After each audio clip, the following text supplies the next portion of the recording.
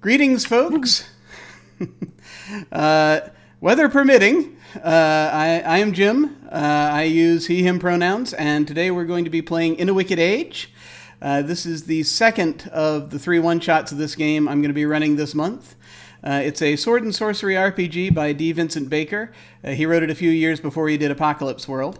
I'm going to go around clockwise on my screen and let everyone introduce themselves. And since we'll be building the scenario and characters in the first part of this session, I'm going to ask them to tell us one interesting fact about themselves. And so I'm going to start with Lloyd. Lloyd, who are you? Yeah, who are you? Thanks, Danny. Jeez. I love you already. Hi, everyone. My name is Lloyd. I'm just a humble, everyday role player who likes to game a bit. And I'm here in this podcast, whatever this is, playing in a Wicked Age. And I'm supposed to say something about myself? Yes, well, what is your favorite sword and sorcery or just sort of general fantasy piece of media? Okay.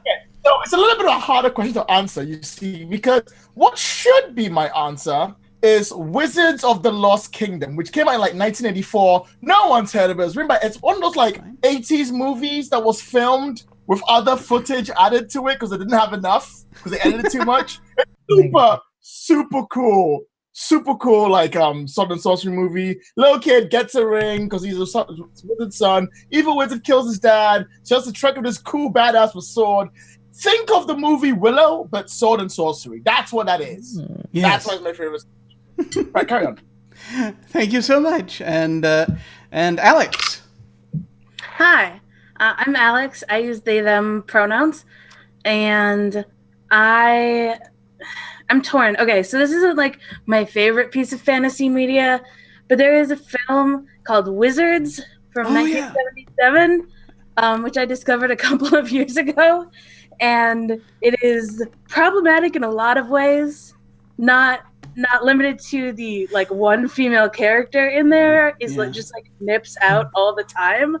But it is my favorite sword and sorcery thing because the solution at the end of the movie is actually just gun. Yes.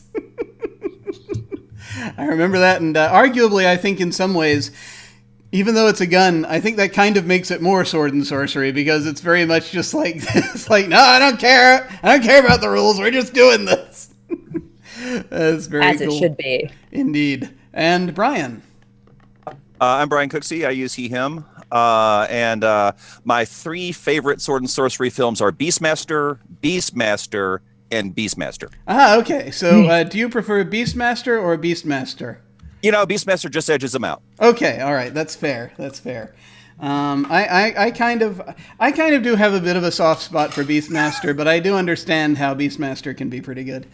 And and finally, Danny, save us. I don't know because I kept on hearing Beefmaster, so my audio is a little messed up. That's an entirely different movie. Not for this channel. No. I'm Danny Neri. I am a proud Rhode Islander. I have no idea what I'm getting myself into this game, but I'm pretty excited to do it. And my favorite, so I don't know sword and sorcery, but I'm going to say like epic fantasy is the Malazan Book of the Fallen series by Steven Erikson, which is some of the hardest books I've ever read. Where I had to put down and walk away because it hit me so hard. It makes George R. R. Martin look like Mr. Rogers. Wow. Okay, I have to check that out at some point. That's cool. I'm making a note now. Yeah. Excellent. It took me like 3 times to read the first one to actually get it. Like it's that good. Like every word means something, but it's tough. Nice. All right, very cool. So let me get this thingy set up here. Here we go. While this is indeed a one shot, now each session of In a Wicked Age builds on the history of the last, and so here is a litany that storytellers far and wide adopt to tell the story of the world up until this point.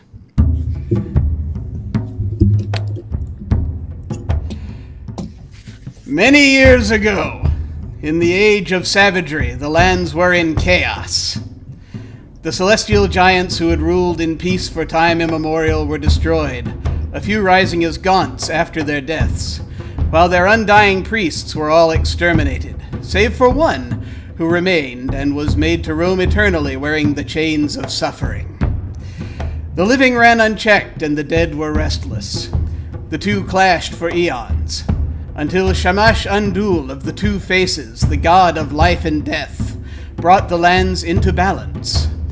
They turned to gaze upon the world with the brighter of their two faces, Undul, and thus began the Age of Life. The god aided mankind, who at that time had come near to extinction, and allowed them to thrive. In only a matter of centuries, humanity became powerful, learning many trades and many secrets. To aid them further, the Lord of Life and Death mated with a human, and from that union came a child. This offspring became very wise and powerful, and came to be known as the wizard Erish. The demigod, a master of both life magic and necromancy, founded an order to aid in preserving the balance. But that order had its mortal failings, and fell eventually to plotting and deception. Its elders called upon Morai the assassin to dispatch their leader so that they might seize power. And when the deed was done, Undul turned from mankind and gazed upon them no more. The wizards of the order fell to bickering, for Morai had allies among the undead, who sought to swing the balance in their direction. But in committing this act, the assassin became Morai the Forsaken, for Shamash Undul cursed him to wander the world with no aid or respite, and no favor from any god. But the ghouls and gaunts of the lands had what they desired. They took Erish's body and saw to it that the wizard would rise once more as one of the undead. The spellcasters of the Order fought the creatures, but most fell to their claws and teeth.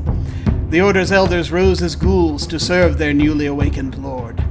And when Erish entered unlife, becoming the most powerful of liches, Shamash, the aspect of death, turned to face the world. The Age of Death had begun. Humanity suffered greatly under the yoke of the dead, their new masters, but all was not lost. The ghouls spared one wizard, a librarian, who taught them the Song of Peace. Through it, the undead came in time to understand love and compassion, so they did not seek to snuff out all life, as they had in the past. Instead, they preserved the lives of those who did not resist their rule, and sought to guide them away from those practices that led mankind to their downfall. Ultimately, after centuries of darkness and servitude, an uneasy peace arose between the living and the dead. A new age has begun. The undead have now retreated from some of the lands of mankind, allowing them to make their own way, for now at least. But it is a difficult time, and humanity is on a short leash, ever wary of a horde of living cadavers that could stream into their lands and overrun them whenever they choose. Resources are hard won and greatly coveted.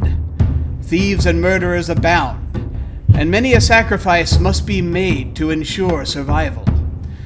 Most mortal lands have become like unto nests of vipers, where only the most cunning will come out on top.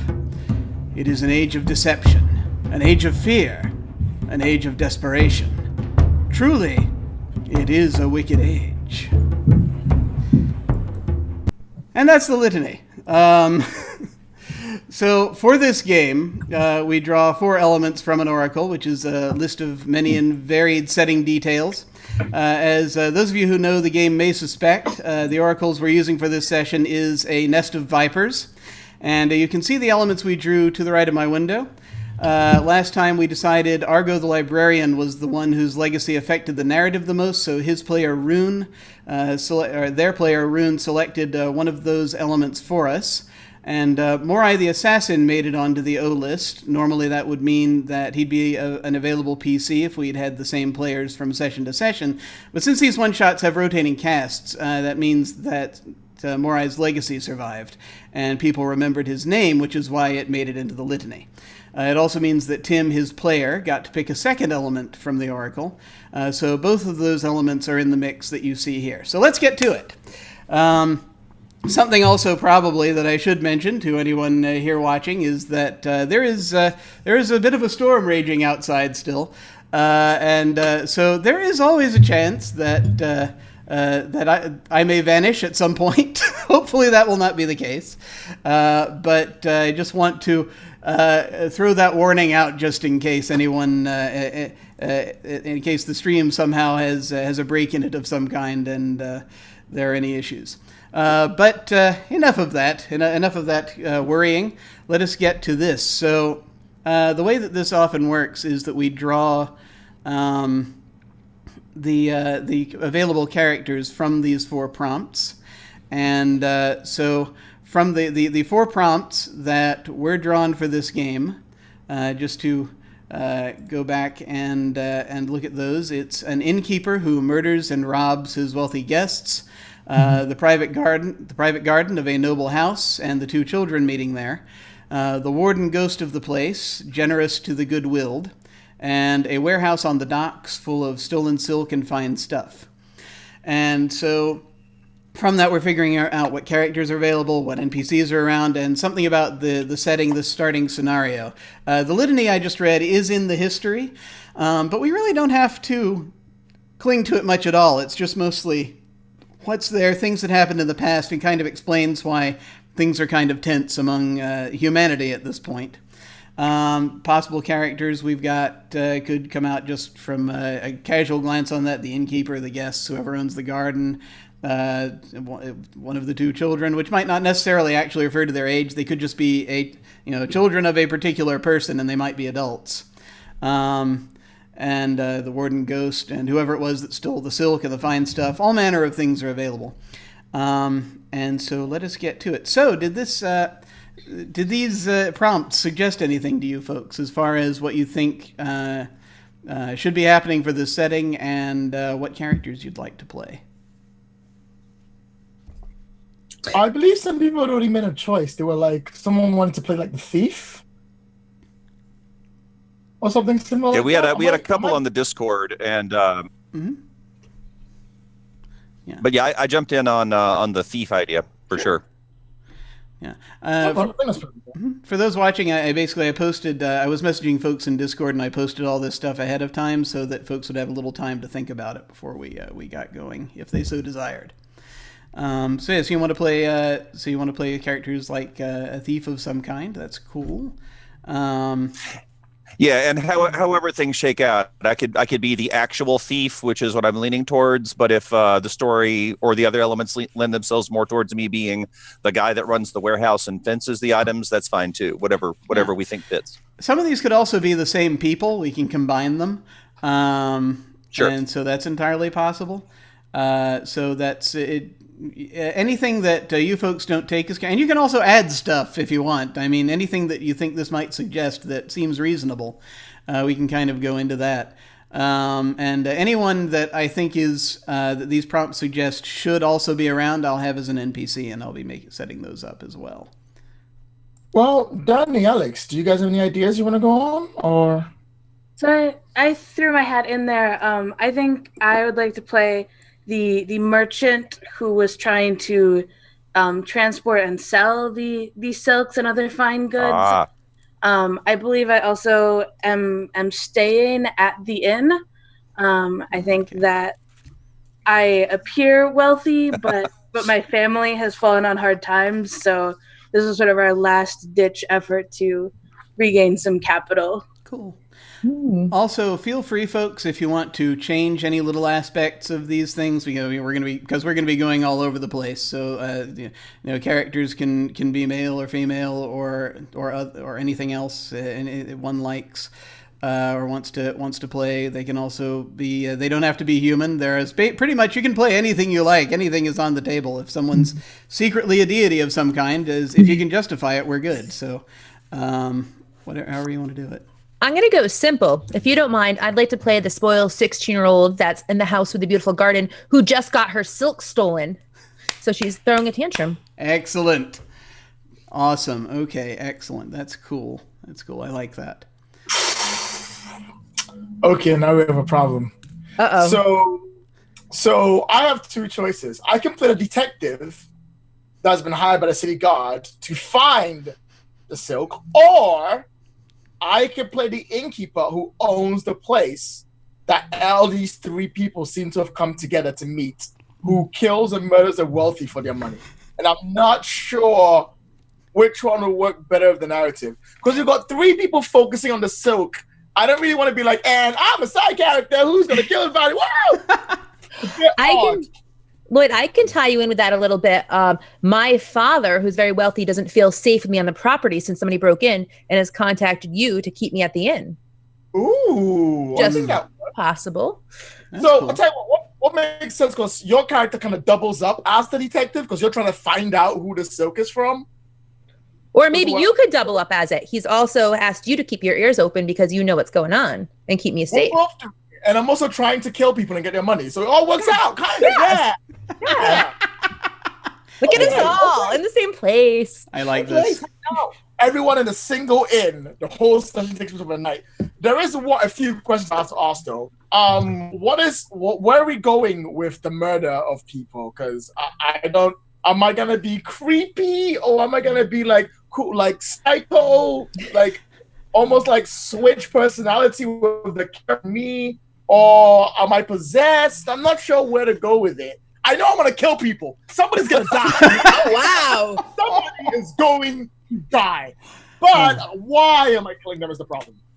That's awesome. It's interesting because you could go in whatever direction you like, of course, for this. I was getting a little bit of a psycho vibe from just the idea, just when you were talking about narratively. It's like this character they just suddenly run into because they're staying at the end and just sort of just takes their plans and derails them. But something you could do if it's suggested to me from what you folks have been talking about that maybe the and tell me if this sounds reasonable, that maybe the whoever owns that maybe the inn is perhaps attached to the gardens, perhaps whoever some wealthier person owns both, but is not the innkeeper necessarily, just whoever's just letting the innkeeper do their thing there, and is having them there to again to keep track of their kid, that maybe, maybe, yeah. So sorry, go ahead. I was going to say, if we want to go with the crooked, maybe I'm not as innocent as I think, and my opium dealer is at the inn too. I mean, I have money to burn. I'm a rich kid, right? This is delightful. Yeah. Also, feel free as we create these characters, you can end up being specifically pointed at against each other, if you wish, because that's going to be a thing. That's part of the genre, really, to a certain extent. Cool, so that's cool. there is conflict. Somebody is going to die tonight. Somebody's going to die. I have to wonder. So we've got like this, whoever this rich person is. It doesn't even need to be in this, but who owns this, and then their silks, perhaps a lot of their fine stuff has been stolen, and moved to this by Brian's character, evidently, and been put in a warehouse of some kind,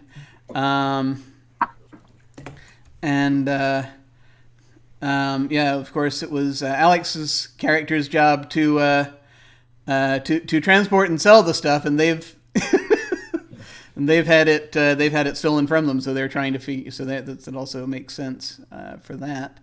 Sorry, I'm taking inventory here in my head of the stuff that we have so far. But we probably need a little more connective tissue here. So what do you folks think? Are there any other ideas? Something maybe, do we want to do something involving the warden ghost? What relationship they have, and what place it just says of the place. What place do we think the ghost is a warden of? Could be the garden. Well, no, let's not go for a location. Can we make the ghost the warden of the silk? We could do that. Like, haunted silk. Well, that's good. You're right. It's silk and fine stuff. So some item or items within that group are tied to the ghost. I like that. Okay, so where Daddy got the silk from is questionable because he kind of got it out of a sarcophagus, and it might have been wrapped on like the spirit. So That's it. could possibly be a really ancient, powerful character that kind of died and left behind. But we'll cross that bridge when we come to it. Could be. I like that a lot. Could be. So we have the silk, which has been brought here with a ghost that is wandering around the inn going, hey, everybody, what's up? Where all of us are connected to, I'm killing people for money. The person who brought it in is hiding it. The person who's responsible is staying at the inn. And the person who wants is at the inn. And I don't know how this is like a carry-on film. Let's go. Yeah, I mean, we're getting, yeah, I mean, there's a lot that we have here. So I know I'm going to need to make up the ghost as a character, as an NPC. Right. And maybe because of all the murder, this is not the only ghost in the area. Yeah, it's really multiple. There could easily be, yeah. I mean, there's already enough weird stuff going on with the, so I think possibly, maybe the silks were, shall we say, recovered from the lands of the dead.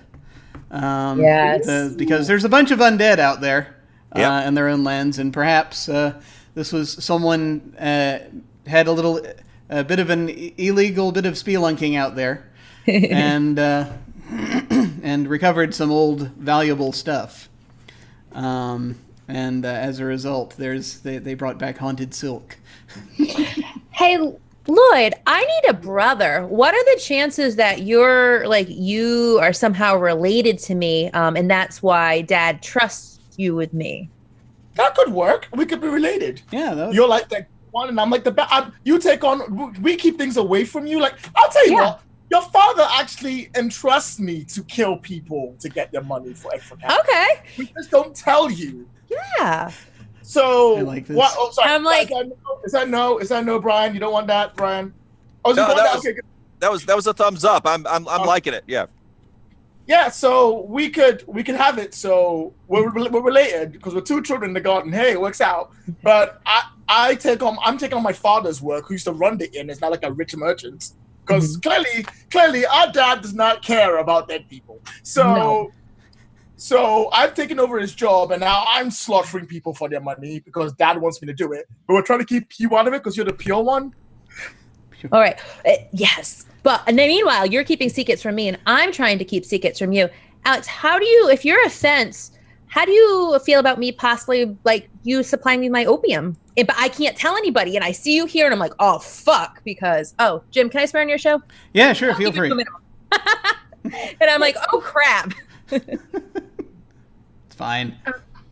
So I wasn't originally thinking that I was like a fence, but more sort of a young merchant kind of in over my head. Okay.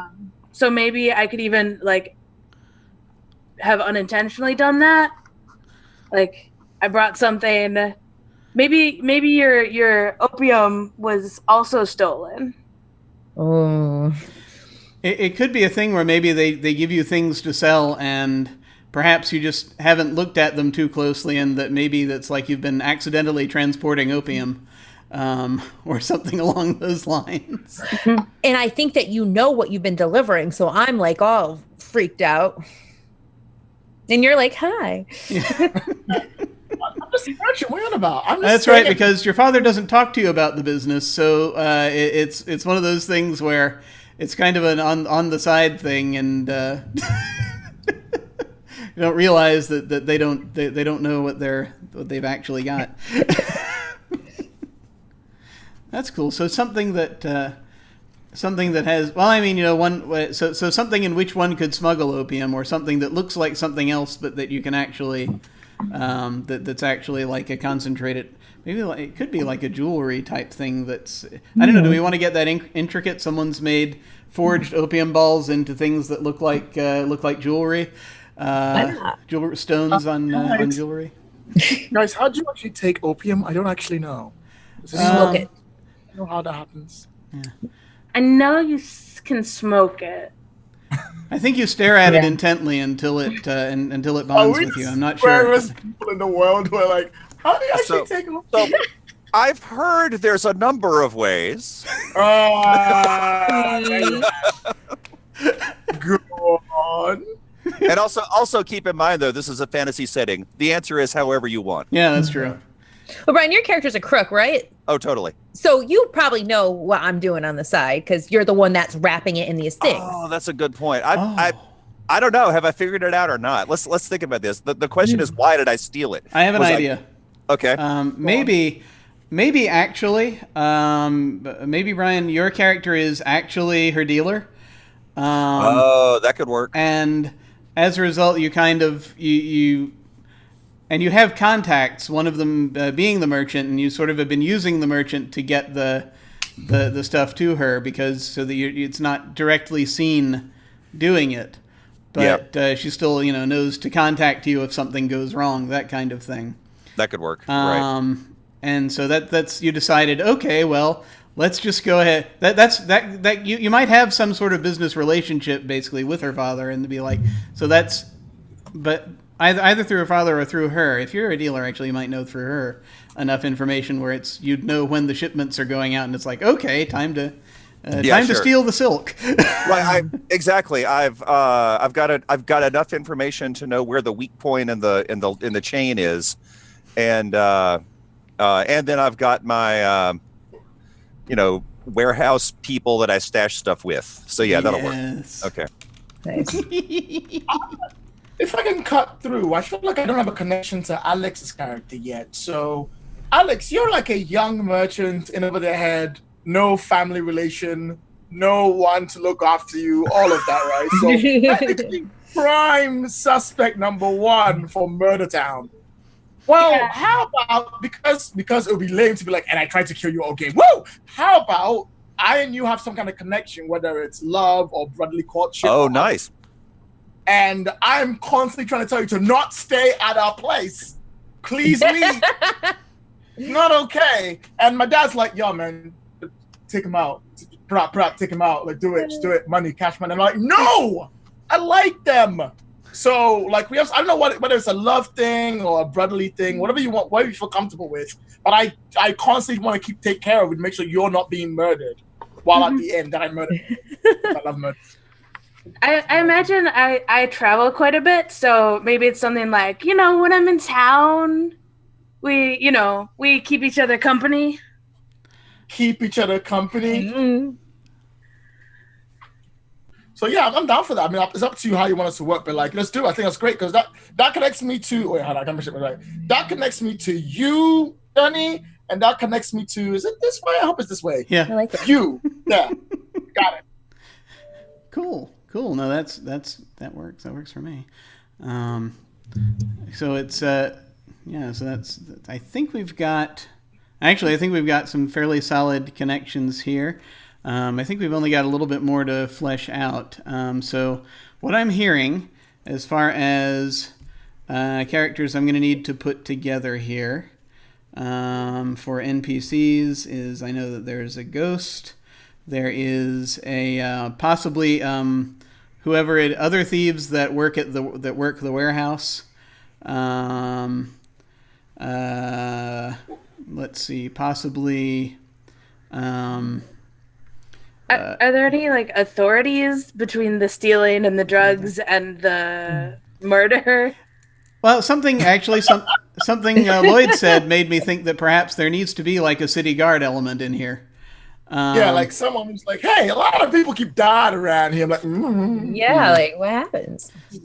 Don't know what's up. I was just hanging out. Like, what up?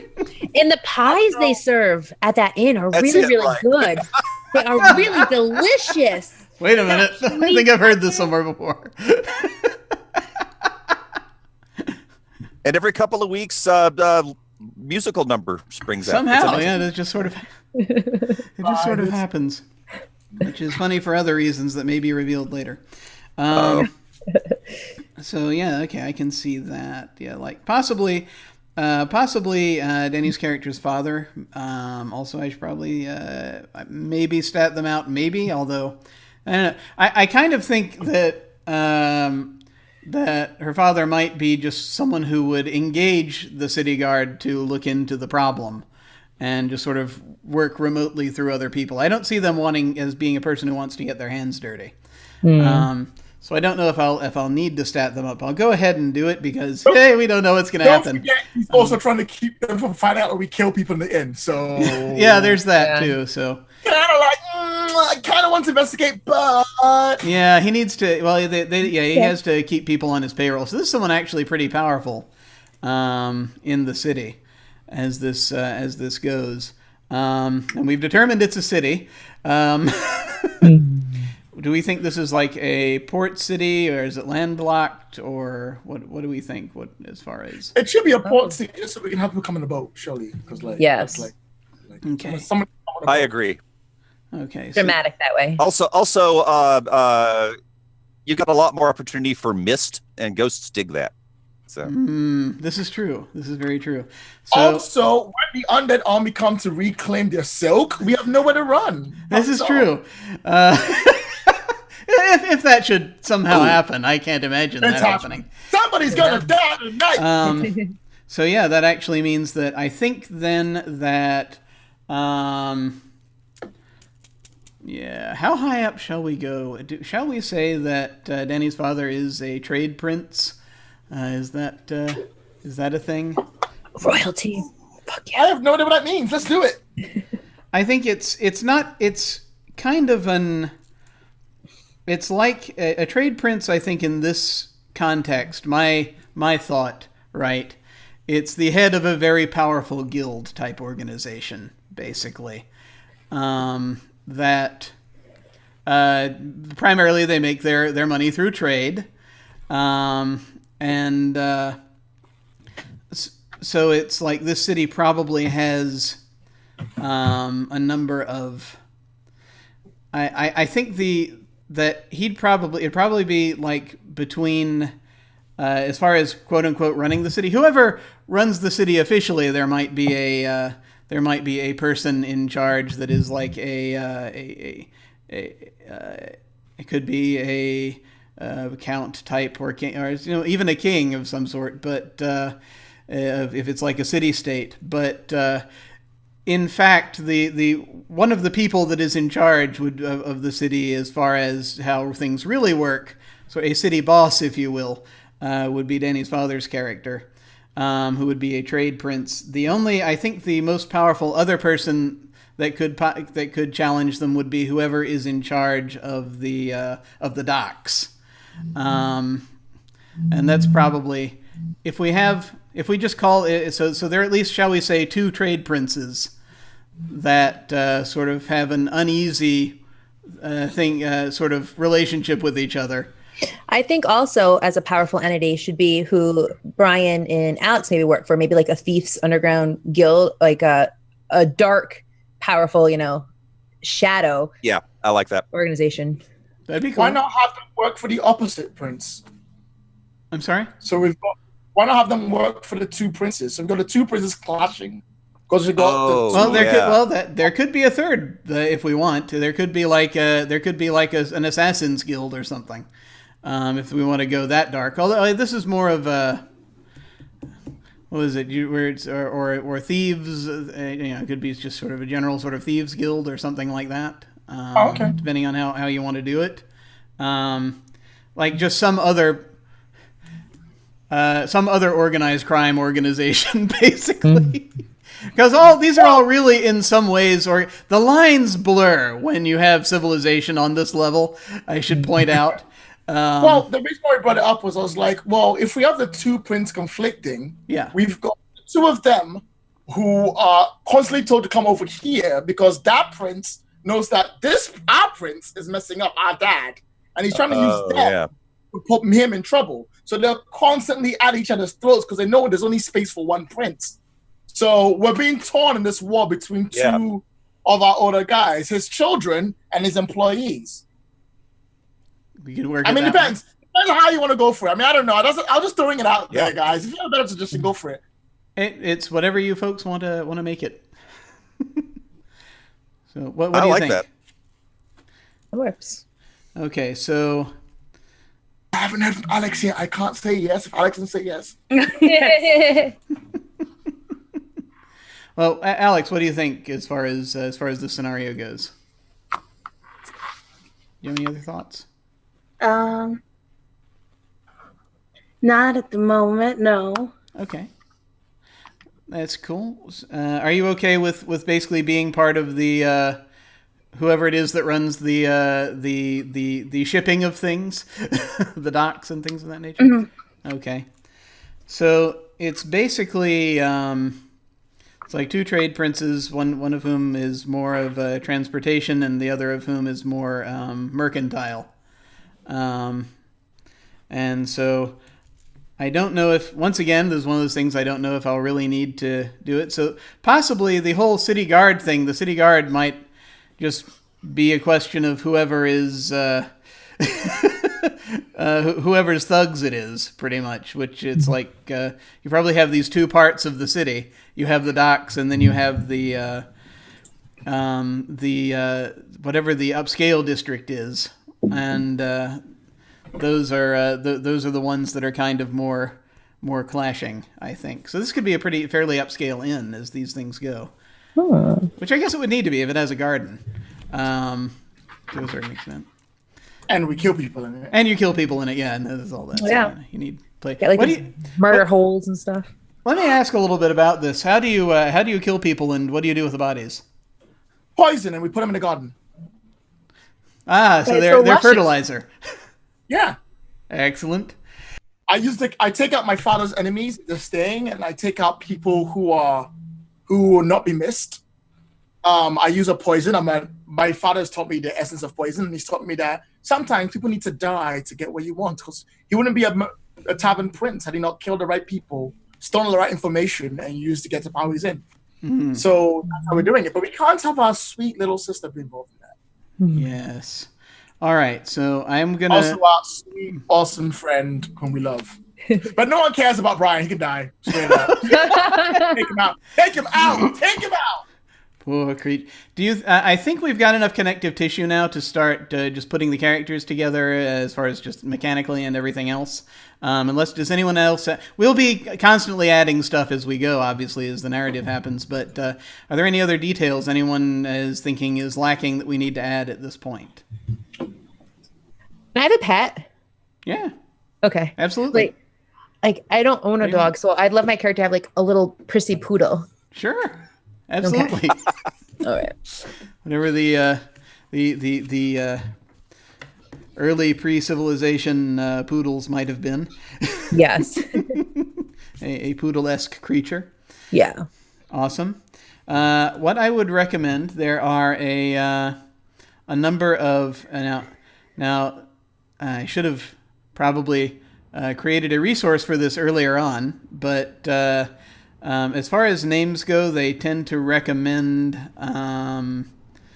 things that are. Let me see where they wrote down where they got the names. A lot of it was Story Games Name Project, but they sort of went with early civilizations, Assyrian, Babylonian, that kind of thing.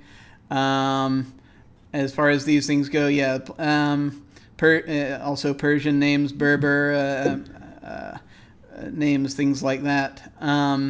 But that's the list I'm going to be drawing from. But at the same time, do whatever you like.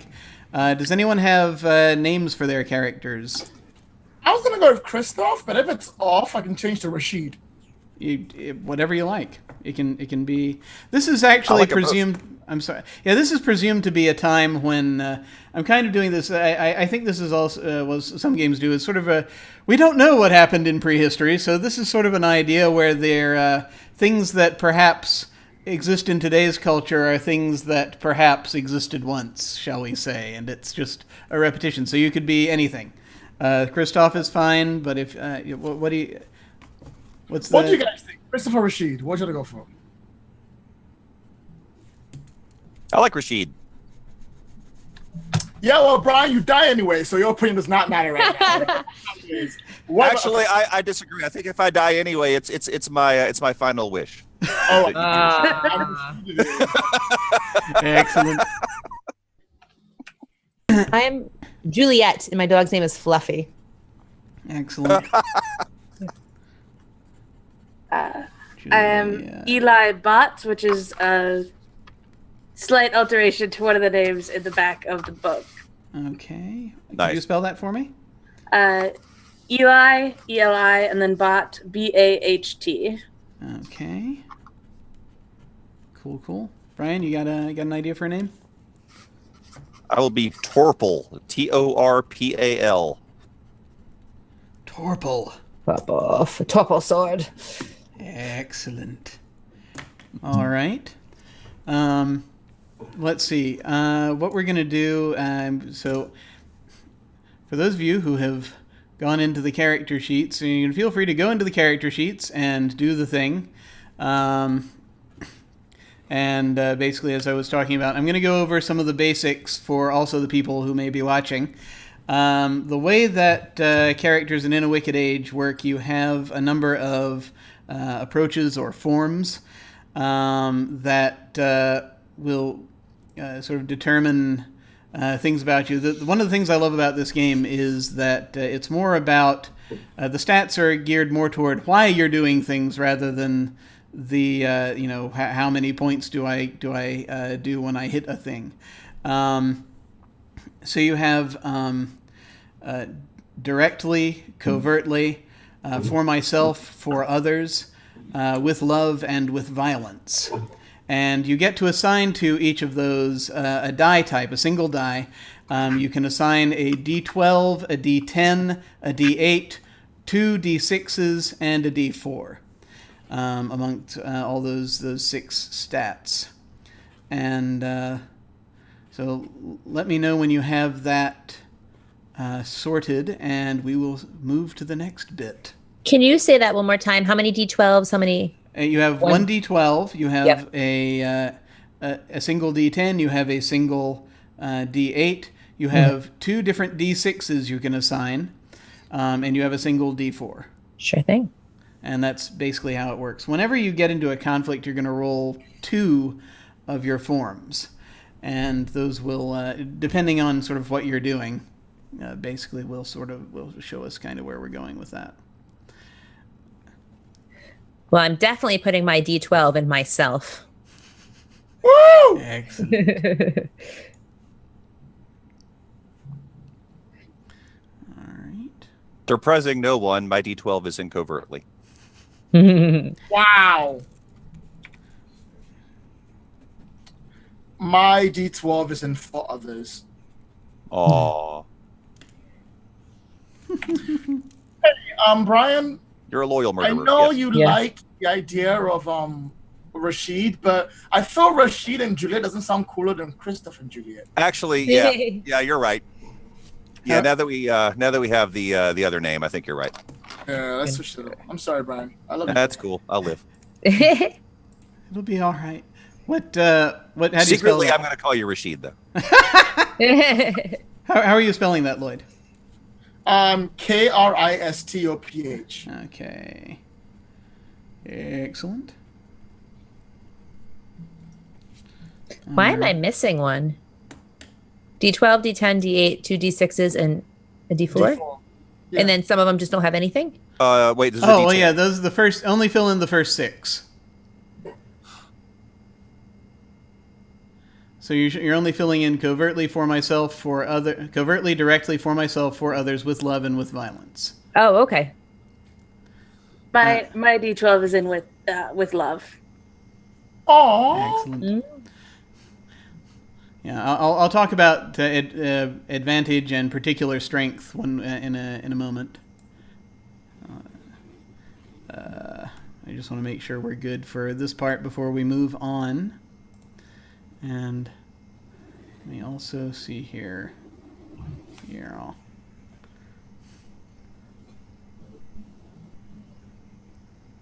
Yeah, I'm doing my best to build a nest of vipers for everyone, so I'm hoping this is working. Mhm. Supposed to be all about him. It is. All right. My goal, Juliet, is to make sure that you are remembered in all of history. I'll make it happen. Watch for this. Watch for this, Juliet. Watch for this. Or maybe Alex will win. I'm not sure, actually. Whatever it is, Brian needs to die. I mean, I'm so sorry. Well, someone. That was a joke. So dogmatic. All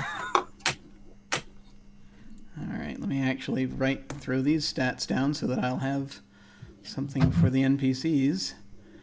I'm statting up with NPCs only have 3 stats. They have action, maneuvering, and self-protection. And I've got to figure out what I want to put in each of those, which they each get 2 of those. Okay. Ghost is benevolent, so it's going to be either action or maneuvering is going to be probably in their top things there.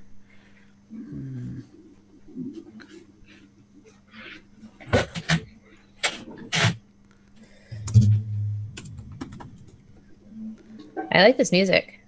Cool.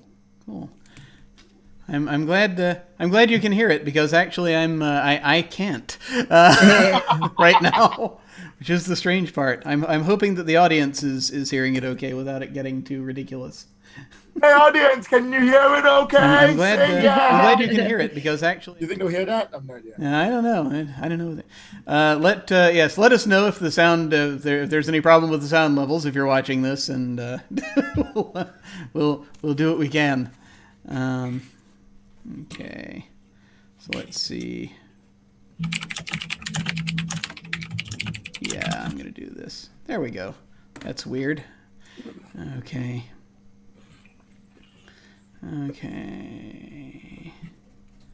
Action, maneuvering, and self-protection for this one is going to be... Yeah.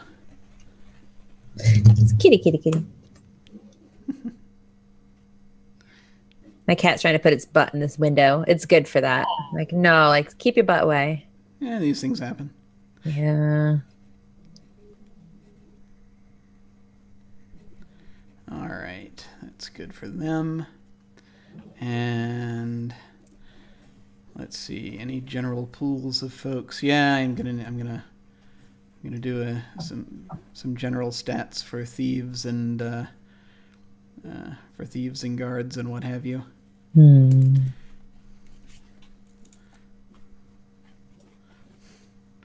Let's see.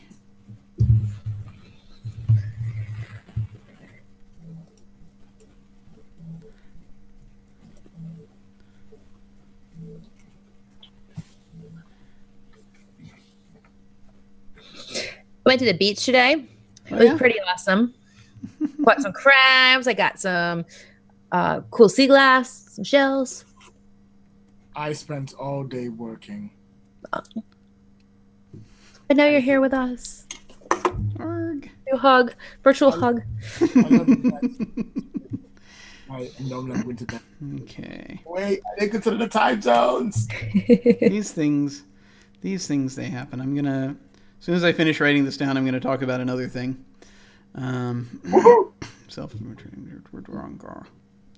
Yeah. Okay. There we go. All right. Just gonna leave it at that. Okay. And then if I need someone else more, but well, yeah, sure, I'll do that. If we happen to need a trade prince of some kind, I'll go, or someone more powerful, I'll go ahead and. You mean we're going to meet a trade prince, right? If we do, trade prince. If we need hordes of undead, then I'm gonna. No. When? I'm with Lloyd on that one. That's a win. Right. That's totally happening at some point, and none of us are prepared for it. Yes. Yes to both. Yes. I will do everything I can to steer us towards hordes of undead. Oh man. Darn it. I don't know if Fluffy likes undead. We got this, Brian. I'll kill all the people. You bring the undead and we're sorted. Done. See, that'll work great. Oh, and if you kill me, I'll just be one of the undead. That works great. Yeah. Boom! Sorted. That's what happens. That sounds great. I approve of this plan. I am excited to be a part of it. I am excited to be a part of it. Okay. Yeah, we'll do that. There we go. Okay, I'm going to leave it at that. All right. So you have also, you may notice, particular strengths. And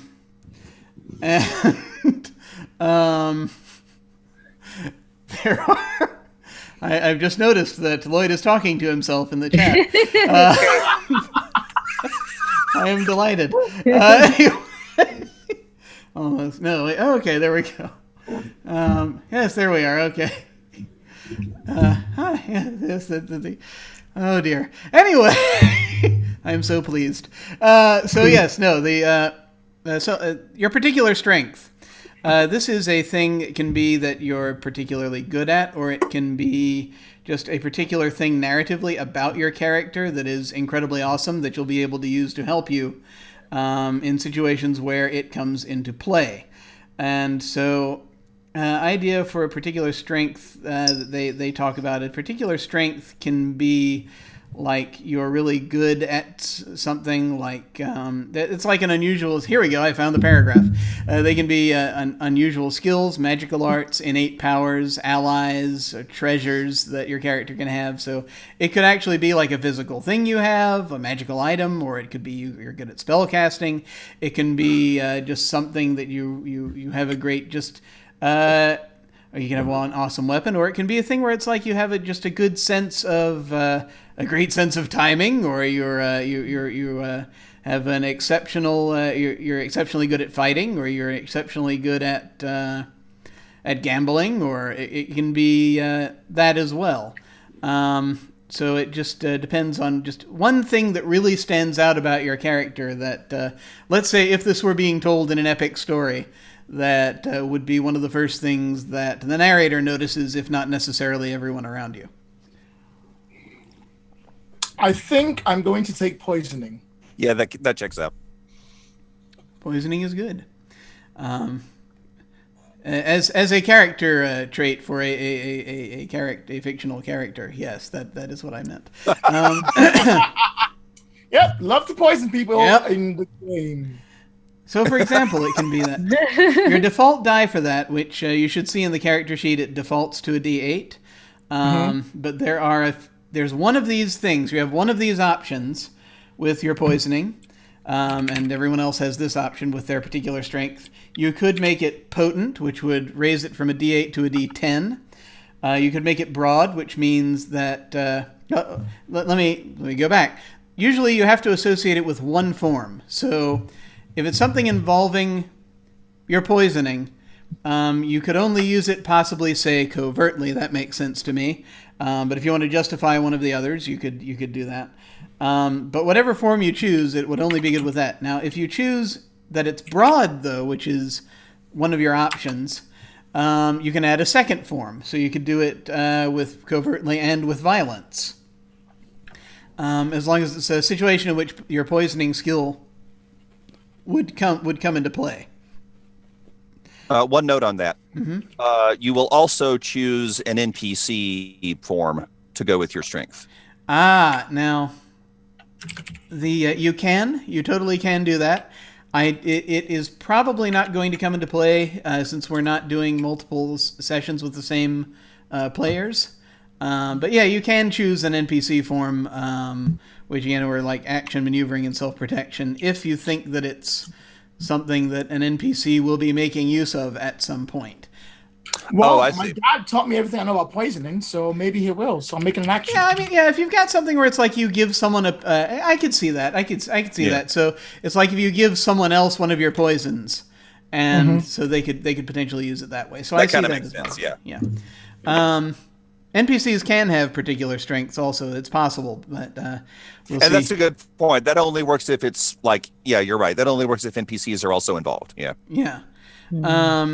But so your choices, again, you can make it potent, which would be D10. You can make it broad, which means you add a second form.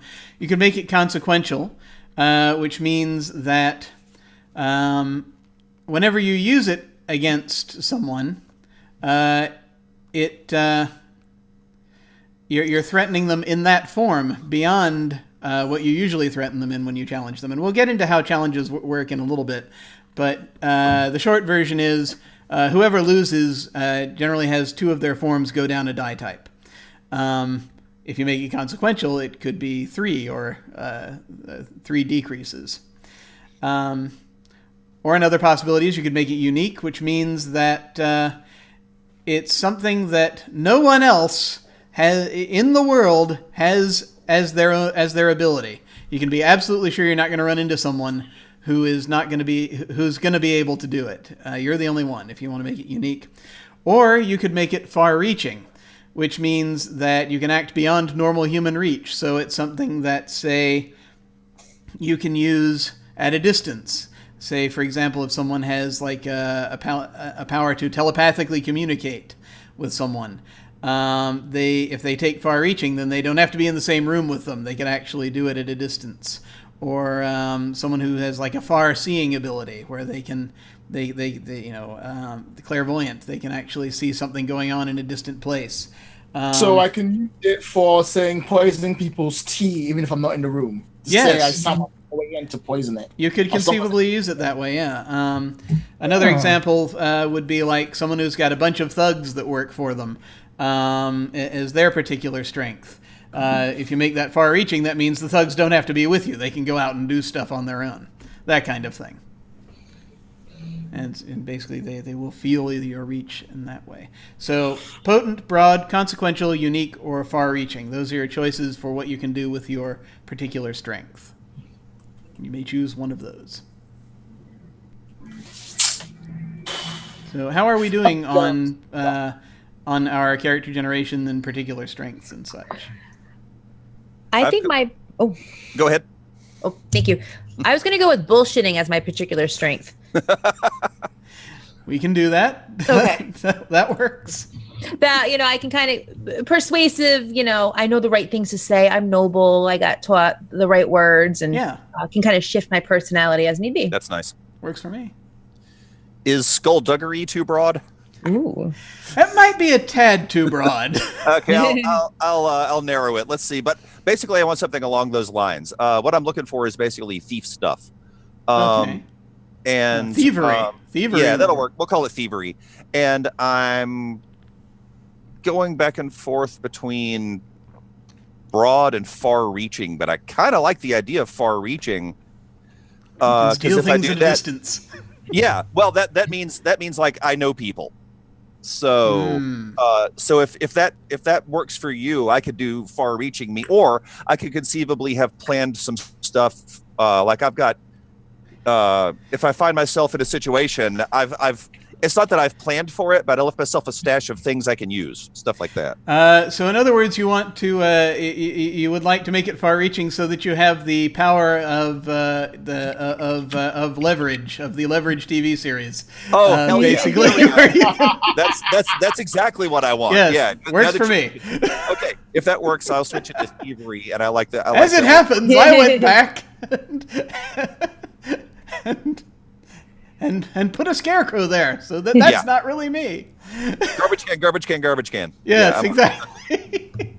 Okay. I think I'm going to pick far-reaching so I can use it even if I horribly die as a last-minute ditch to save someone. Nice. You're using poisoning to save someone as a last ditch effort. Yeah, That works. because I'm picking the format for others, so I only do it if my father makes me do it. I nice. don't want to poison people. And so it also means that if I'm doing it to help someone, if I'm like, no, that person needs help, I help them out by poisoning. And as long as we're within the confines of the inn, usually my poisoning works. Unless we go somewhere, I'm like, go and just quietly sit by and just put the ski and just walk off. Okay, yeah, that works for me. Yeah,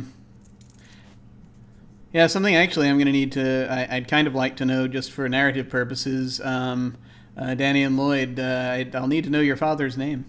Oh yeah. Rashid? Rashid. And so it's done. There you go. There's my buddy Rashid. Trade Prince Rashid. Well, think about Rashid at the moment, right? Rashid is a person who's lived his life as a criminal. He's poisoned his way to the top. He's taken 2 children that he's given like foreigners' names to make them sound posher. As he's become and slowly builds himself to be a tavern prince. He's training his son to take after him, so he's teaching him everything he knows. But he dotes on his daughter to make sure his daughter's always well taken care of, no matter what she wants. So we have the spoiled daughter and the beaten down son, bringing them on up. And he also controls and runs the city. And if only the other tavern prince wasn't in his way, he would own the whole thing. Yeah. Seems like that's to me. That's kind of what she does. That works for me. Yeah. So, Trade Prince Rashid, his opposite number is, I've decided, her name is Lady Serena. She runs the docks and basically caravans, anything involving getting in and out of the city. She's the one that folks come to. Or, well, her people, anyway. Any thoughts about... I wonder if we should name this city or if you should just leave it as generally the city. Because we didn't name the place last time, but we could name this place if we want.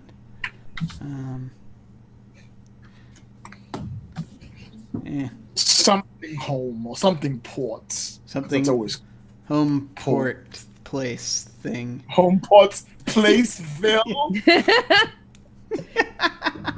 Ton. Yes. I'm a look up Tunvilles. home ports. And Oh wait, I was gonna say yeah. Wait, Portford. Portford. Oh, good lord. Excellent. To the thesaurus we go. Hang on just a sec. How's that sound? No, Hindi doesn't sound right. Try Arabic. Oh, damn. Home Portville. Yes.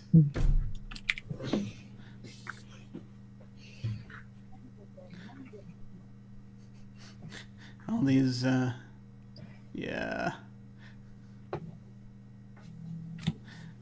Yeah, no, I don't like any of these words that are popping up on the thesaurus. Damn that The thesaurus. city of Sure said Townsville. thesaurus. Yes, that's it. Oh, hold up. yes. What's the name of that guy that's supposed to remember through history that we don't need to know who he is? Oh, Morai? Yeah. Oh yeah. Could be Morai Town or something like that. Oh, good lord. But because it's taking so That's long. so weird. Yeah, maybe it was named ironically in a sense, so it could just be Port Morai. Yeah, Port Morai. There we go. Done. You're welcome, Tim. Yeah. Having watched that earlier session, yeah, that's hilarious. Oh, cool. Nice. I'm just pleased somebody watched that. That's awesome. Okay.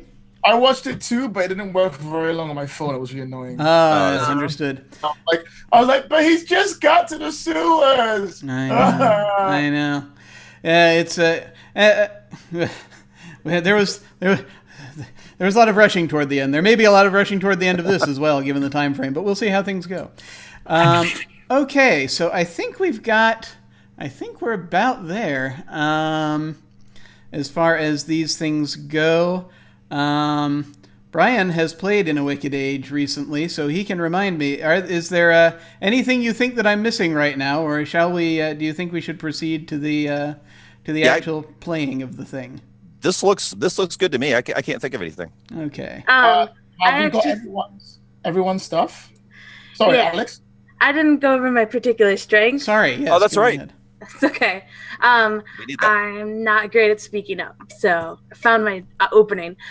So I feel like a lot of our characters are like really focused on mundane stuff, and that's cool.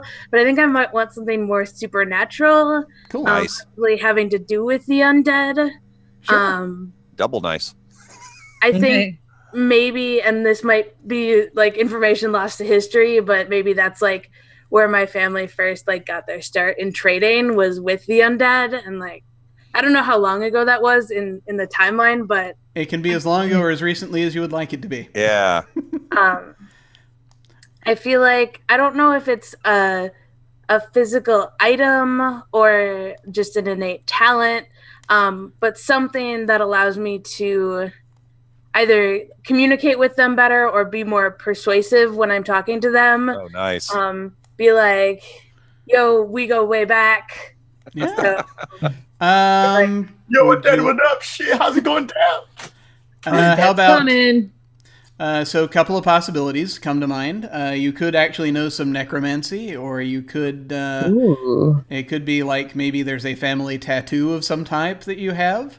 I'm you very might- into tattoos, so Nice. It's like you're tied to a lineage that might go back in some way. Maybe you might be descended from Argo, who was the one who first made the most inroads with the undead when the Age of Death began. So yeah, you could totally be descended from them, or just as part in their family, and so. That means that you all have also, they're the ones that taught the undead the Song of Peace. So yeah, you could totally be in that lineage and just have that native ability to commune with the undead. Ooh, nice. Well, why not give her the Song of Peace itself? So whenever the undead are around, she sings it, and then they listen to her. If you that want work? the Song of Peace, that is also available. That is. I mean, I was tying into the last thing. I don't know. Alex, it's your character. Do what you want. Don't let me tell you what's up. Okay? I think just aesthetically, I'm gonna stick with the tattoo, but maybe I think it's probably tied into whatever power the Song of Peace had. Absolutely.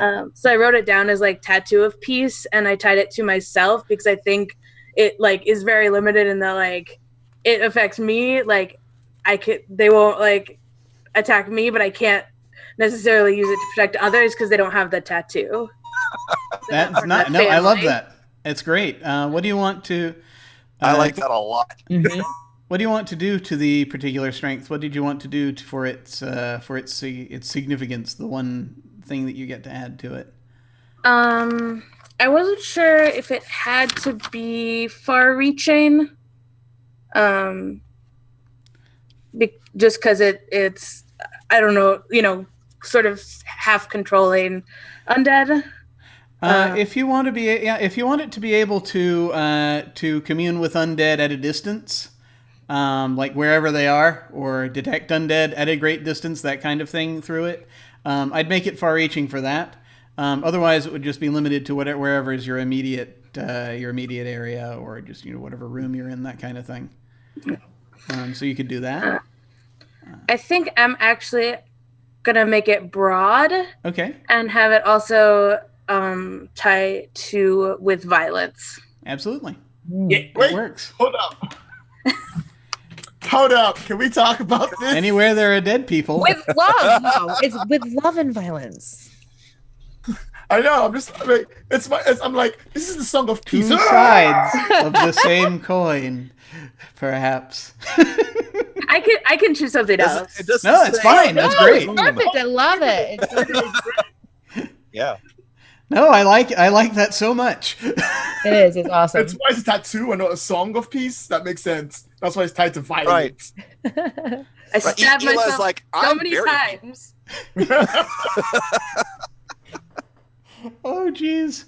Okay, no, this is great. I love where this is going. I think we're about ready to get started. So what I think we're going to do, since we're getting closer to we're getting close to halftime, so I think we're going to go ahead and take a break, and if that's all right with folks, and we'll take like 5-10 minutes, get stuff coordinated, and then we shall go ahead and get this thing started. So yeah, I think we're gonna do that. So folks, we will be back in a short time, and we will begin playing on the playing side of In a Wicked Age. See you in a moment. Nice.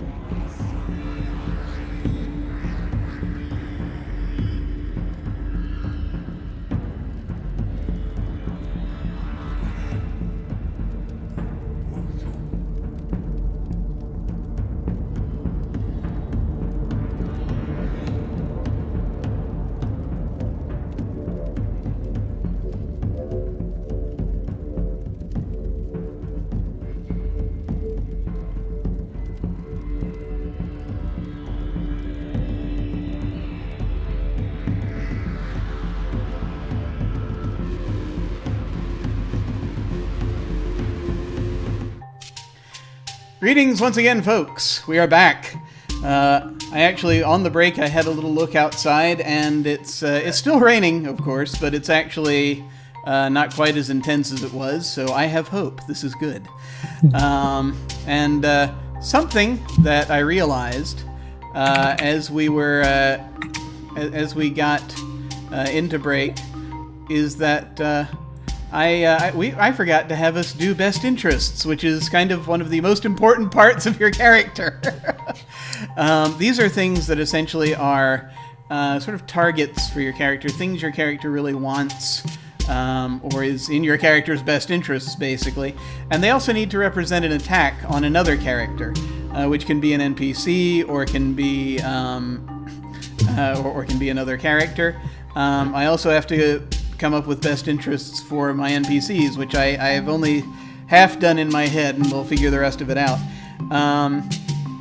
But each PC needs at least 2. And so we're going to go around before we get into the meat of this game in the last hour and 20 we have here to try to sort of establish those so that we can get rolling on this. And so who has a best interest they want to talk about? Lloyd, speak. Hi. So mine, I have 2. Let me just read it out quickly.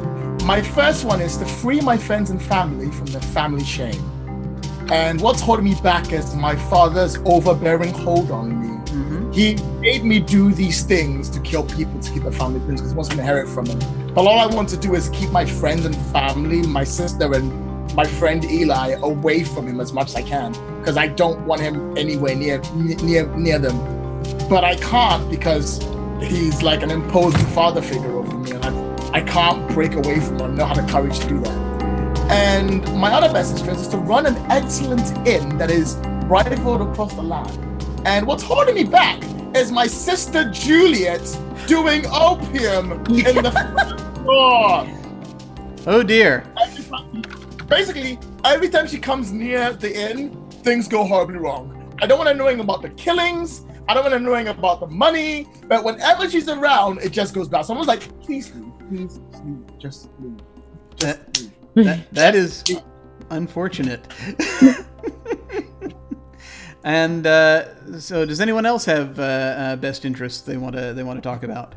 I have 2. Okay. I want my brother to become the lead of the guild because he's always taking care of me and I love him. But what's getting in the way is my father is still alive, so kind of want him out of the picture. Excellent. Okay. And the other thing is, I just want a good night's sleep. But what's preventing that is that damn ghost that keeps on talking to me after I wore that dress. Yeah, that's going to be an issue. That's going to be an issue. Let's see, and let's see, who wants to go next? I can go next. Okay. So my first best interest is to get paid regardless of whether or not I recover the merchandise.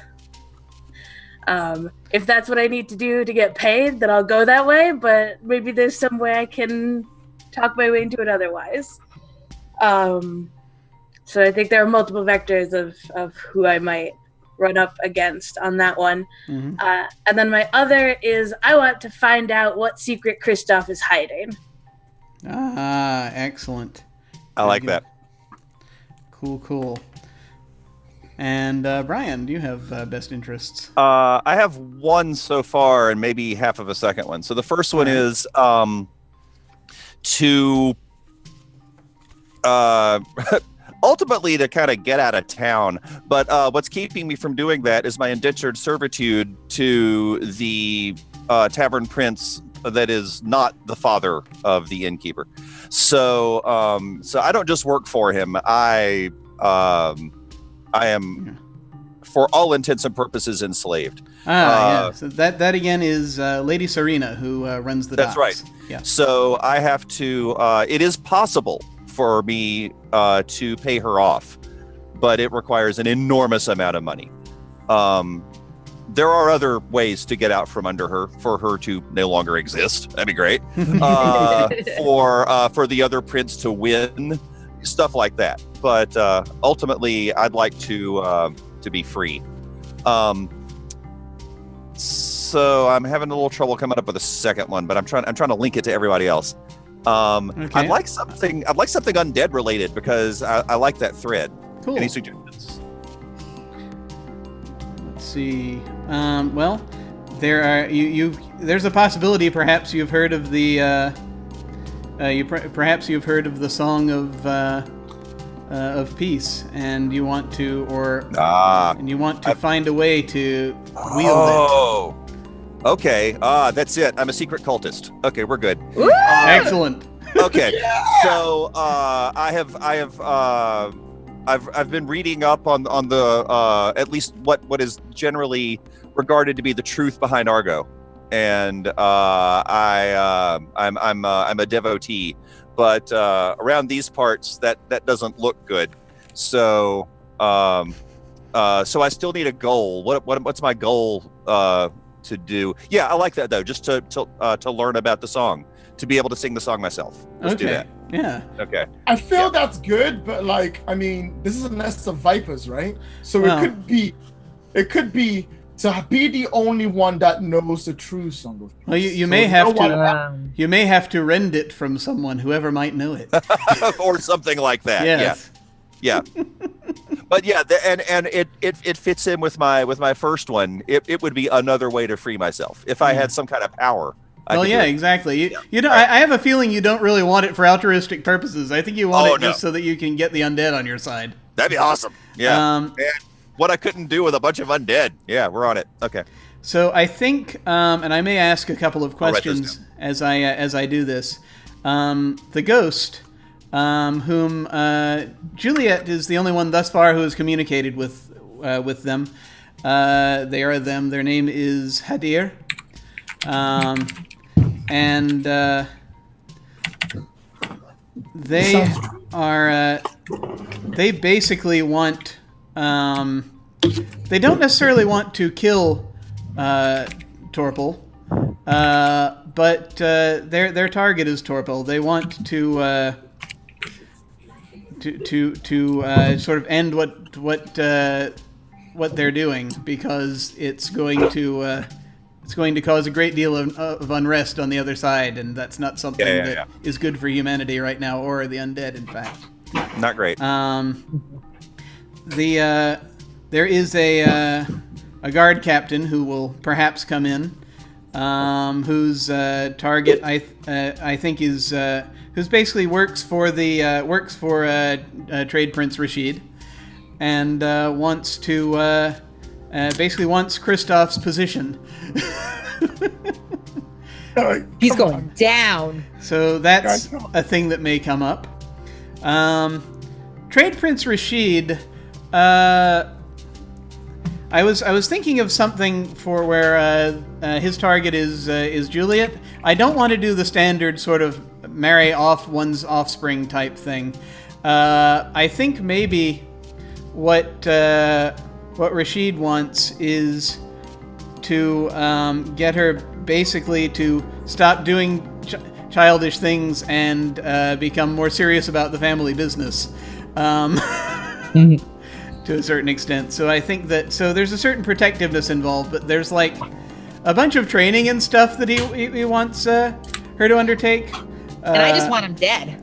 Yeah, so it's it's a bit of a problem, and in that he kind of sees her doing more than she is currently doing, or at least as far as he's concerned. And I will say that Lady Serena also, their target is going to be Eli Bat. Lady Serena actually wants them brought into the fold, wants to recruit them, because she thinks they're using them enough now. It's a little too dangerous to leave them by themselves. So that's, I think, what they want. And those things, as their NPCs, may or may not come into play. But we'll see. And I think we are about there.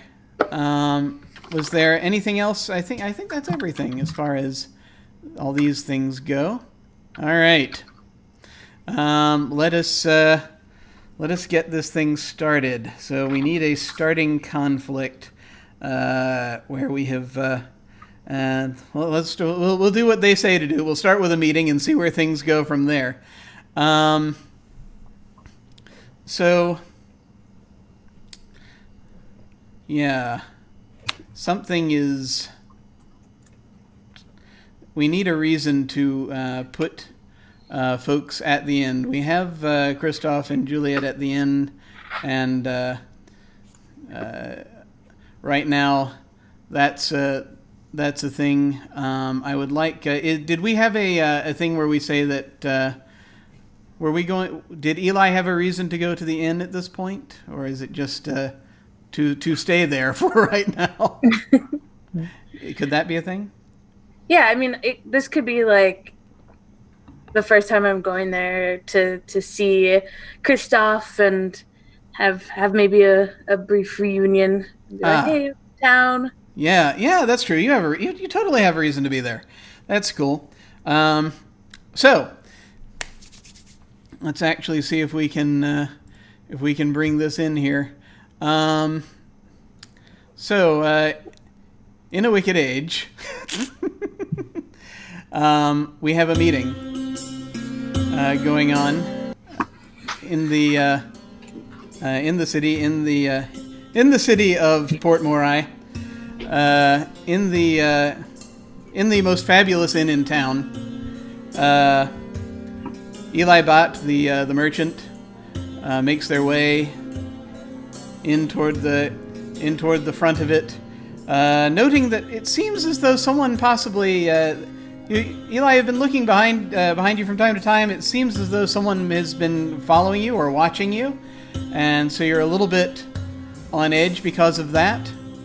There is something going on, and you are coming into this inn. Lloyd, tell me, what does this inn look like? The opening of the inn, the front of it, the place where people go. Well, it's got a big it's almost like a horseshoe style metal bar at the very far top, on the top, stapled in there and hammered right in, and it's called Morai Inn because we're the first inn ever to get in there. Yes. We got that name, so we got the cash money for it. Brand recognition, good. And hanging on it and basically dangling about are like two daggers crossing on like a one of those, like, what are they called? Those fucking banner things, those wooden things that pubs have that they put the thing on. What are they called? What is this part of the bar, or is this a? No, it's part. It's like it's stuck on the wall on the door. Oh, so like a coat of arms like thing, or where they usually put a coat of arms, or something like that. Yeah. And it's two daggers pointing forward with a snake coiled around it. Nice. But the snake's head is like gone, and it's just a skeleton of a snake's head at the very top. Excellent. It's really subtle in the Nest of Vipers vibe that we're going for. Yes. Real subtle. Of course, the garden is immaculate at the front. There's like a small mini one that decorates the most loveliest of flowers grown. Ah, excellent. So you're passing through the smaller garden first and coming in through the front door. Juliet probably is somewhere in the inn, either in the inn or in the garden right now. We don't know which, but you see this traveler come in. So what do they? So Alex, what do they see when you come in through the front door? So I actually found a character picture. Awesome. But I don't know if you can show it because of attribution and stuff, so I'll describe. It's sort of these loose, flowing white pants with a wide sort of red sash around the waist, and then another sort of red capelet over the shoulders. Nice. Sort of big, voluminous brown hair with sort of a darker tan or light brown skin. And I think I have like, normally I think what you would look for when Eli shows up here is like a big old chest or sack or something, and they are just empty-handed. And so right away you know, like, oh man, Something's up. And what does and presumably is Christoph? Are you at the bar? Yes. What does Christoph look like?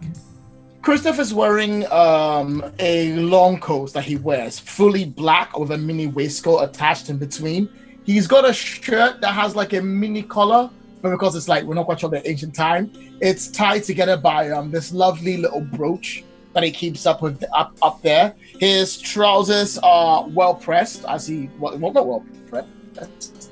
It's like a city. Yeah, fuck it. Well pressed trousers, long and tied together with this leather belt that he's got with another like ancient breed, and the brooch and the belt are both the dagger singles with the snake on the top. So he's got like that snake brooch at his neck and a snake, and he's immaculate because he's always immaculate. He's always 100% clean, and he's at the back of the room, and he's just writing names down and crossing a name off the list. Excellent. So, as Eli enters, you're seeing this. What are you folks doing? I think I probably head straight to the bar and just like exaggeratedly, like this is totally a show, like put my head like in my arms and I'm just like, I sort of turn around and look about for a second, not realizing what was, and I look down and I'm like, oh, Eli. Yes. Hi. Why are you crying on my bar? Isn't that what it's for?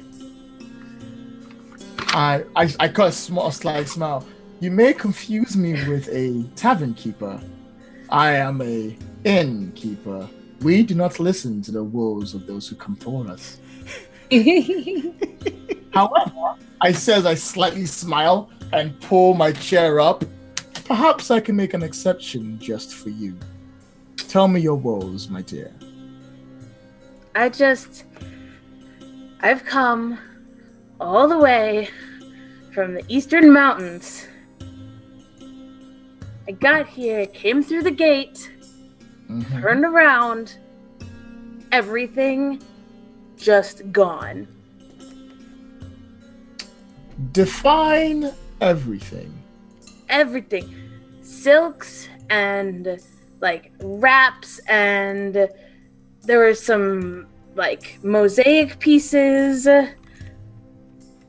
Everything that I was supposed to bring to your father, gone. My father? Yeah. It was his order. Well, perhaps that's bad indeed. We should do something about this. I mean, yes, we should. I just wanted to wallow for like a second. There is no wallowing. If father's involved, we must find the silk immediately. This is not a time to wallow down and feel like we should take our despairs. My father is involved in this. As one who keeps the Rashid name, I must ensure that this is found immediately. Now, where did you lose it? Was it the gate where there's the two guards that one, they look like twins except one is a lot older than the other, and they were checking my papers, and there's this whole thing because apparently Lady Serena, like, they said that it wasn't clear. Say no more, Eli. Eli, as the son of the tavern prince, I cannot get myself involved in matters of the two princes of the city. However, I may know someone who can. I believe they have there is I like to call him a watchdog that belongs to Lady Serena, who may be able to help you more if you can convince him. Brother! What? Who do they? So who do they see coming, rushing in? Right, we're gonna up the age of Juliet till 18, so everything she does is like. Yes. Okay, so she's 18, 19. You see a girl in a nice attire for the times, probably a high-collared dress with her hair done in ribbons, red hair, curls, and she's carrying a little fluffy dog with her, and she's going, brother, Fluffy, he ate a flower from the garden, and he's not looking so well, brother. I hate everything I stand for. What? Yes, my dear. How are you doing today? Excuse me, Eli, I won't be long. Is he all right? Bring him over here. I'll take care of him. Just come along. Look, I was just nibbling a flower, and then look, he's getting stiff. Oh, you're right. He is getting stiff. Oh my. What? Where did he nibble this flower? It was growing in the garden. I was there, and I was watching the butterflies. Which part of the garden, Juliet? The one that you told me not to go to. The one I specifically told you not to go to. Well, brother, the flowers are so pretty there. They're more beautiful than the others.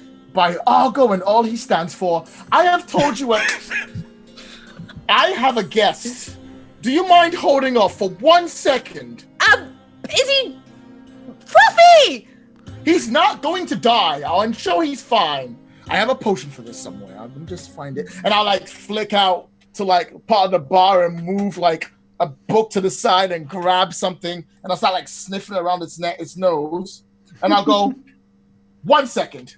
Eli, find a wonder called Torpal. He won't be too far from around here. I believe he's due to be in the inn sometime today. His name is written down by Lady Serena herself. I don't know why he's here, but you'll find him. He'll be here soon. And then you can find out what's going on. Now, if you excuse me, I have a dog to take care of.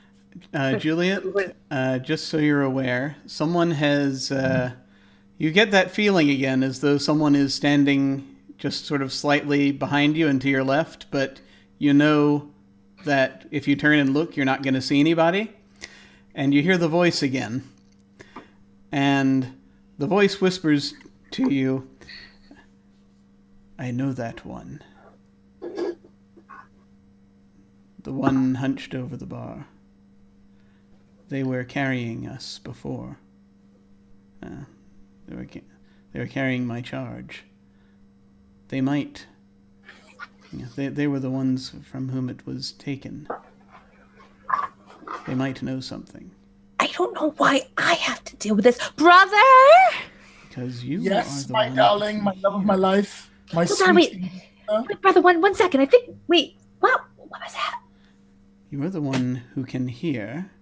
You are the one who was in the garden. You are the one who was amongst the flowers of peace. As a result, you can hear me. Sorry, brother. I thought I had a bug on me. Your dog will be able to, too, should they recover. Can you fix my dog because it's special like me? I sigh and I go, Juliet, there is nothing more special in my life than you. Except for right now when I am trying to work. Now, just give me a moment. Brother, I will be fine. I can help you. And Juliet's going to be... You cannot help. Do not help me. But I do not want to... She had the silks that was stolen. Don't you want to know that, brother? I'm sorry, who are you talking about? That one! Yeah. The one you're talking to. Eli, you're getting actually a familiar sensation slightly, as though there is something that there may be a presence about. I just sort of look over at Juliet. And I'm sort of I don't want to deal with this right now. I think I'm actually going to try and leave and find Torpal. Okay. Yeah. All right. How? After we finish. So you're so you turn. So Eli turns and they head out, or they basically knowing that there is a presence about that probably you think is interacting with Juliet in some fashion. And Eli will turn to go out to try to seek out Torpal the thief. Meanwhile, so we're going to follow them for a bit. I think Christoph and Juliet will be dealing with Fluffy at the moment and attempting to revive them. Brother, give him mouth to mouth if he needs it. I am not giving mouth to mouth to the dog. So Brian, There are. You've recently, of course, had a delivery received. That A very successful job. Yeah, it seems to be going quite well. So where do you usually go after you have finished inventorying everything and preparing to figure out what to do with it? Right. So once I'm done at the warehouse, making sure all the I's are dotted and the T's are crossed. I do have I have an area that I've been asked to patrol, basically, to just make sure that everything is the way Serena wants it. That area does, in fact, include the Moray Inn. As it happens, I requested that because one of my best customers is there. Yes. But I made sure that was part of my turf. At some point, as Christoph has predicted, I will show up at the inn. But if Eli's been given a description of me, then I am in the area, Okay. no more than 4 or 5 blocks away. All right. Someone tell me something that is on the way to the inn, some city feature or place. The whorehouse. So there is a brothel that is. Sorry. Actually, that works. That works. It would be there. I'm visiting it because Serena has a stake in it. Yeah. So I'm just there to get the rent, basically. So you've collected the rent. So I'm a bagman too. It works. So Eli, as you're sort of working, going out in search, there is not too far from the inn. There is a brothel, and you see someone matching the description of Torpal coming out of it. Brian, what is that description? What does Torpal look like? Torpal looks. Well, actually, people tend to have trouble remembering Torpal's features, which is kind of the point. He's I'm dressed as a dock foreman because that's my cover. So it means I have I'm dressed well enough to get into high status places, but I'm dressed enough like a worker to get into the other places. I'm right in the middle. It means it's sturdy clothes, really things that can see a lot of wear, but obviously clothes that cost a reasonable amount of money because, I'm a foreman. Also, as a mark of my station, I've got a hook. It's one of those hooks that you would use to stick in a bale and pull it towards you. Just all the foremen use those, and they are officially ceremonial, but they are also extraordinarily sharp. So I've got that. As far as features go, relatively nondescript. Clean shaven, extraordinarily short hair, and almost never any sort of identifiable accessories like a scarf or a hat. Okay. So Eli, this is what you see: someone coming out of the brothel. You think this is who you were told to make contact with? Yeah, you might have been told to look for the hook. Yeah, you might. It's entirely possible if you've done business with folks in this city before. You've probably seen them before. From time people to know time. my name. Yeah. Yeah. And also, actually, Eli, as a merchant, I would have at least some chance of knowing who each other is. Yeah. It's possible you might have interacted, corresponded on business or something like that in the past. Yeah, I mean, we run legitimate warehouses too. Yeah. Okay. I think I just sort of walk straight up to you. I'm like, oh wait, no, we've met, Torpal, right? Yes, you look familiar. Eli Bot, merchant. Oh, Spice is a few months back, right? Yeah. Okay, yeah. I remember that. Nice ship. Oh, thanks. It's not mine. Can't quite afford much more than a rowboat these days. I hear that. Don't tell anyone. So I was sent your way by a friend. I had some of my merchandise misappropriated as I was delayed entering the city. This place is full of scoundrels. I might be able to help you with that. I mean, I have some contacts on, well, let's be honest, both sides of the law. Might be able to do something for you. Out of character, I don't know. I didn't mention this before, but I do think the tattoos are kind of. I think it's big, so you can definitely see it. Nice. Okay. I think like on the sort of neck and collarbone a little bit, and then also down their right arm. So if someone knows what to look for, they've you got an idea. Okay. Yeah. Most people don't though, so that's why it's just kind of out there.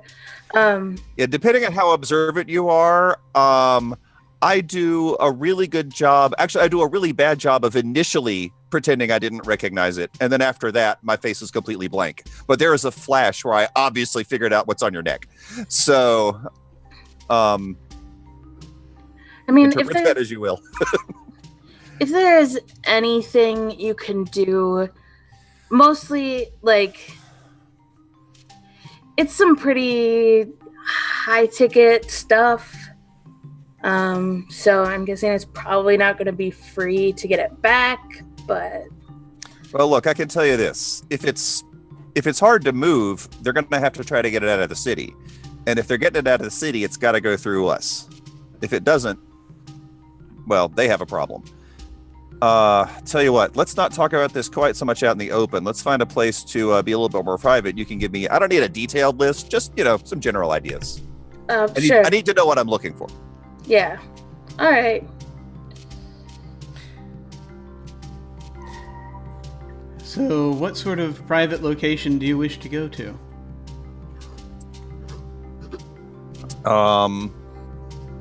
Actually, I'll just in character. I'll ask. Should I suggest a place? Well, the place I'm most familiar with, I don't think that will work right now. There's a dog having an issue.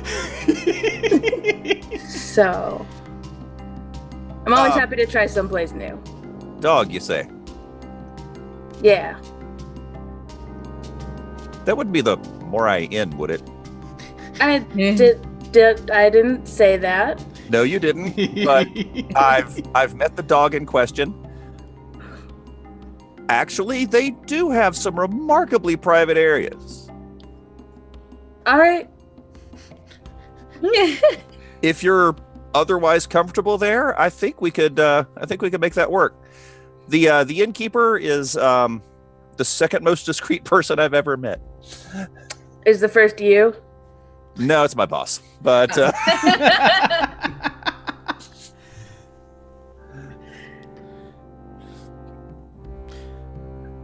The funny thing is, Eli, you actually probably know that there are discreet places in the inn, but the thing is that you might not necessarily want Torpal to know that you know those places.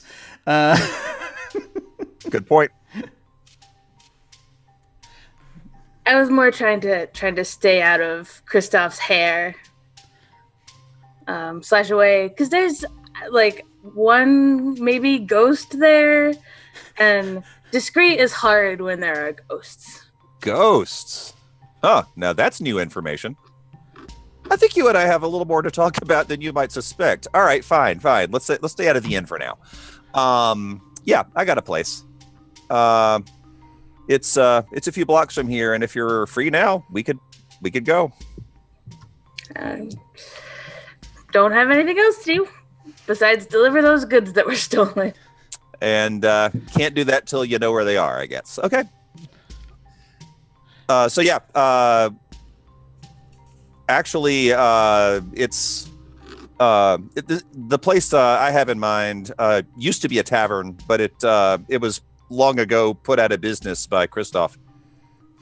But it's effectively abandoned, and Serena has managed to purchase it and just use it for exactly what this is going to be, just a meeting where no one else is going to come in.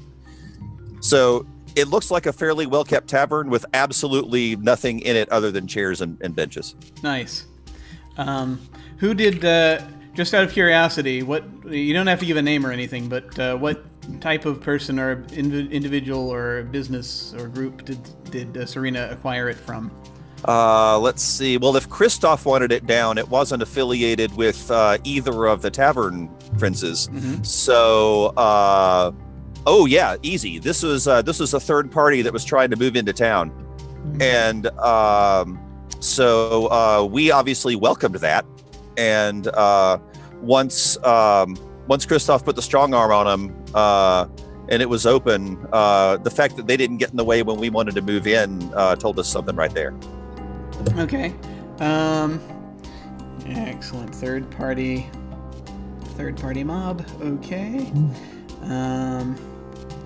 I would like you to, in the intervening time, think of an animal and a business front for me, and I'll get back to you in a moment and explain to you why that is.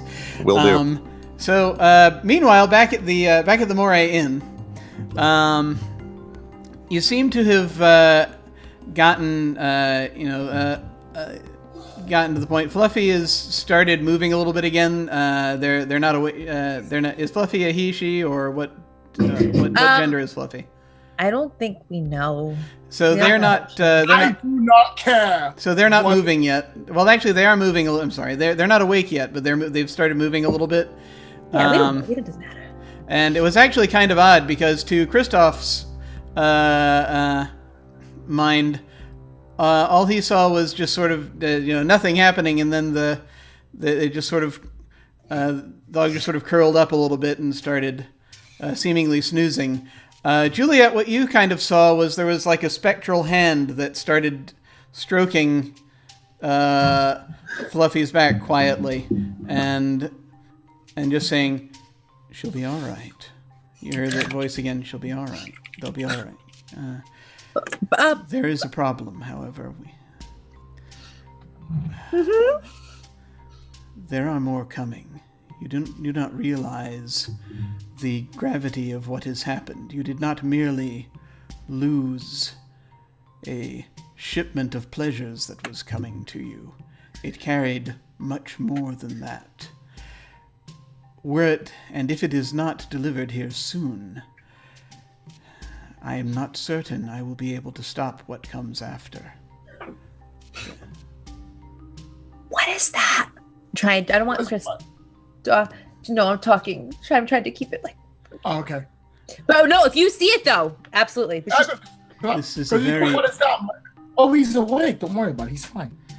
Let us simply say this is a very significant place. This place on which you have built this inn. And there are those who may be disturbed should an appropriate cycle not be completed.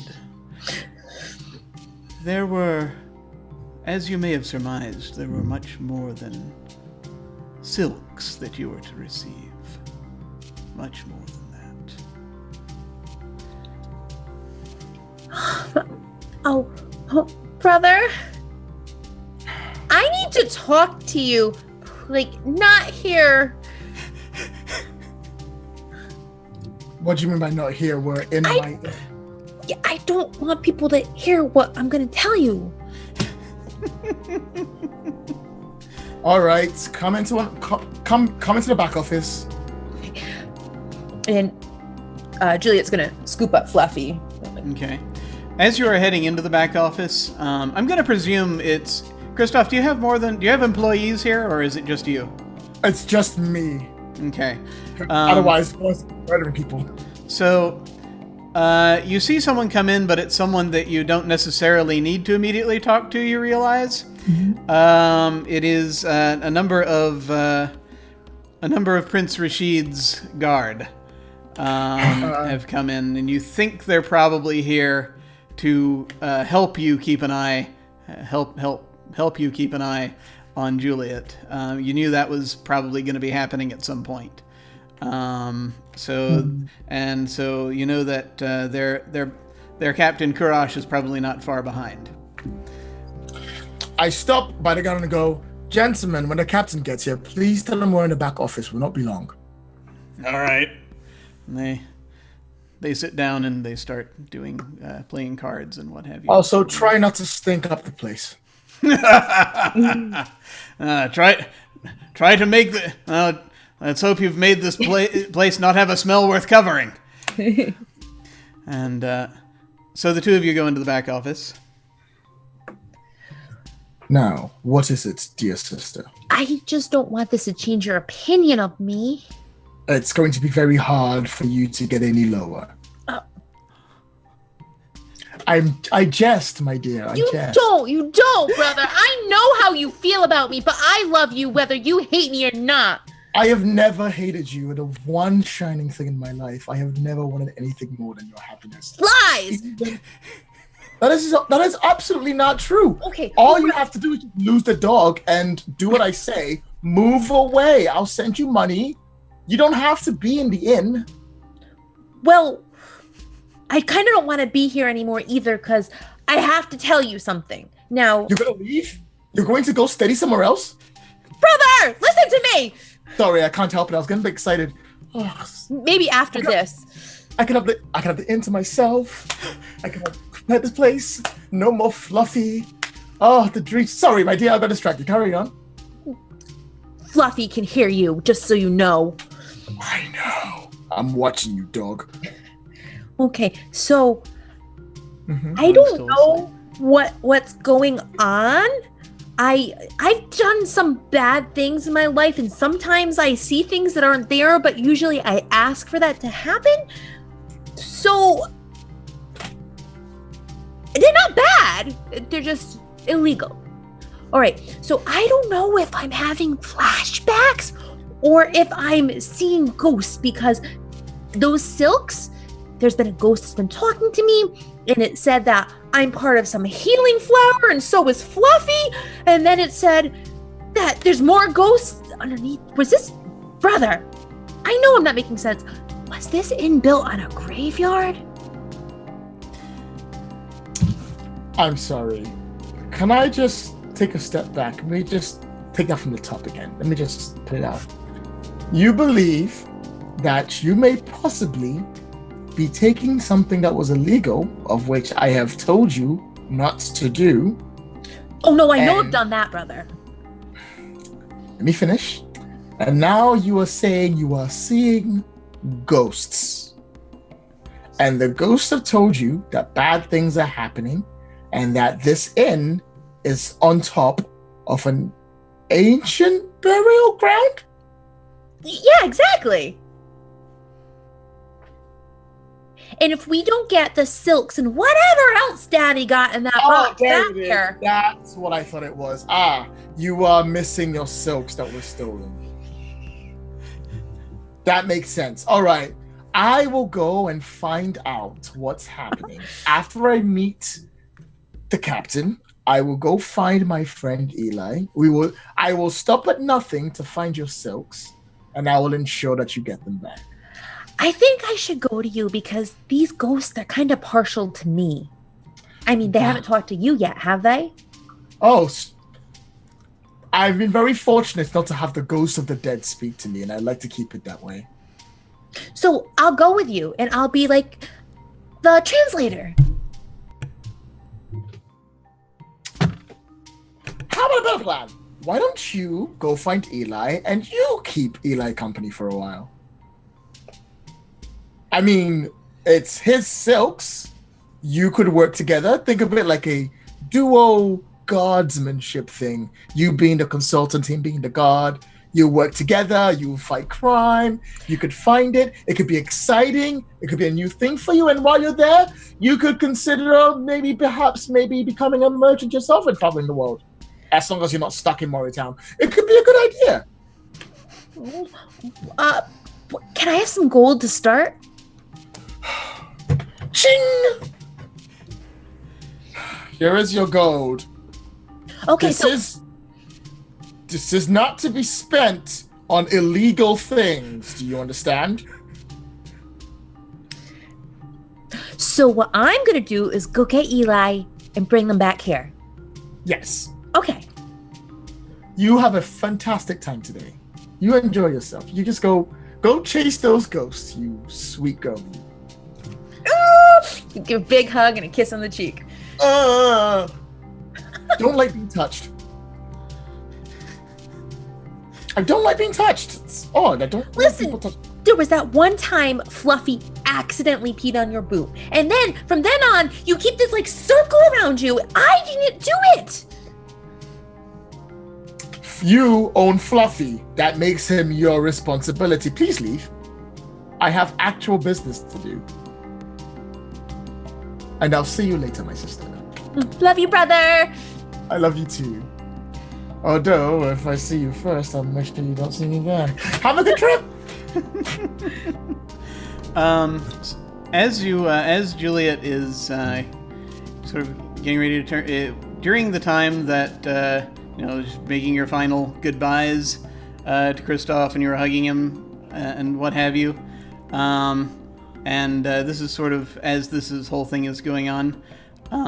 Kristoff, Juliet doesn't notice this, but Kristoff, you do notice Fluffy seems to wake up for a moment and just sort of looks directly at you and just sort of shakes their head.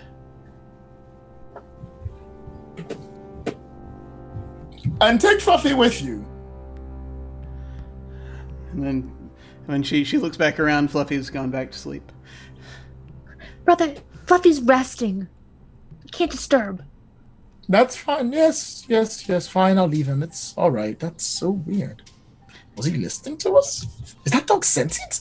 Have a good day. Take good care. Thank you. Fluffy, of course. Yes, I will. I promise. So Juliet heads out, and when she does, after she leaves the room, Kristoff, as you're getting ready to head back into the other room, from where Fluffy is lying, you hear a voice that says, "Oh, good, I thought she'd never leave." And you see Fluffy is sort of sitting up and just sort of looking at you.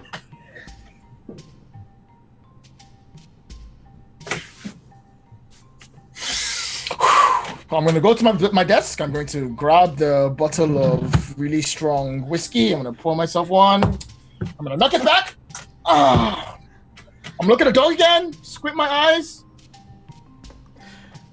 All right, it's not real. I was on my head. Excellent. I'm not going crazy. Good.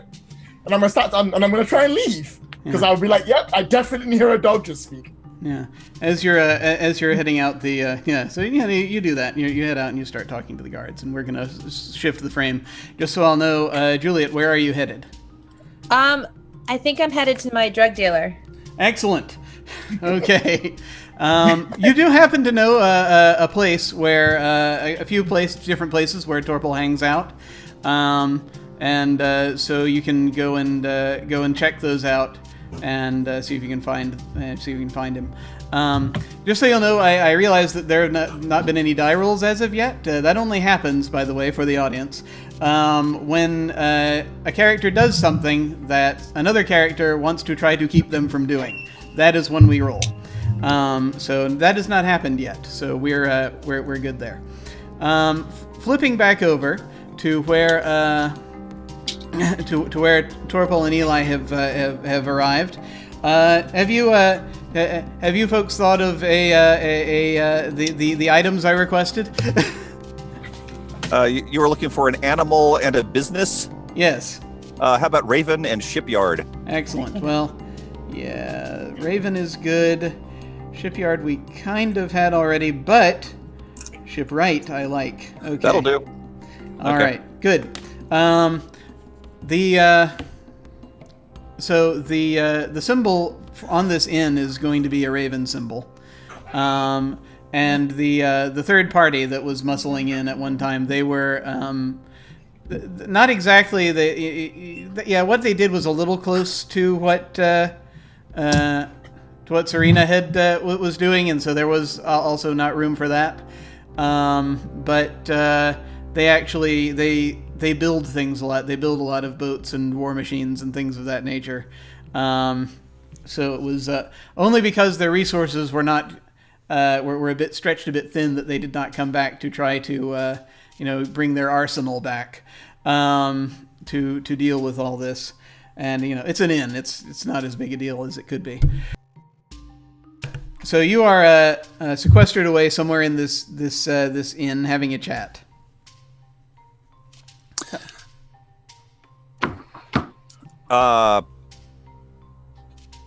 So I assume we can start after you've described the stuff that was stolen? Yeah. Okay. I'm not writing anything down, but you can tell from my face I'm committing it to memory. And I'm like, I think I know some stuff like that. In fact, I think I know who might have been trying to move it. And as I said before, the problem with getting that stuff out of town is it takes a while. So this is actually good news for you. But also, and this is related, but it might not sound like it at first.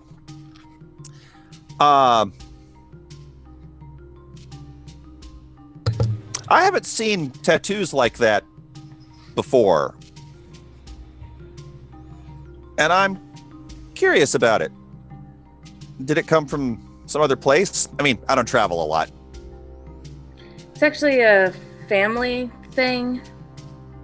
Family? Yeah. I don't know. They're important, like, tradition kind of thing. Oh, yeah. I kind of know something along those lines. It's not a family of singers, is it? Musically inclined? I mean,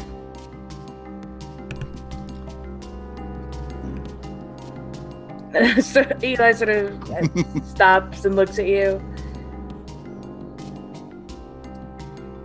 I mean, you should hear my brother's rendition of the Tower's Peak at the Midsummer Festival. Beautiful. Brings me to tears every time. So getting back to the original question, you're I mean, I know a little bit about how you guys work on your side of things. While this is going on, I just need to interject real quick. First of all, Brian, can you tell me what kind of room you're in right now? It's the common room of the tavern. Okay. It's the place with the bar and the tables. Okay, so you're sitting at a table. Basically, yeah, just sitting at a table that would otherwise seat like 8 people. Just the two of us are on one end. Eli, while Torpal is saying these things to you,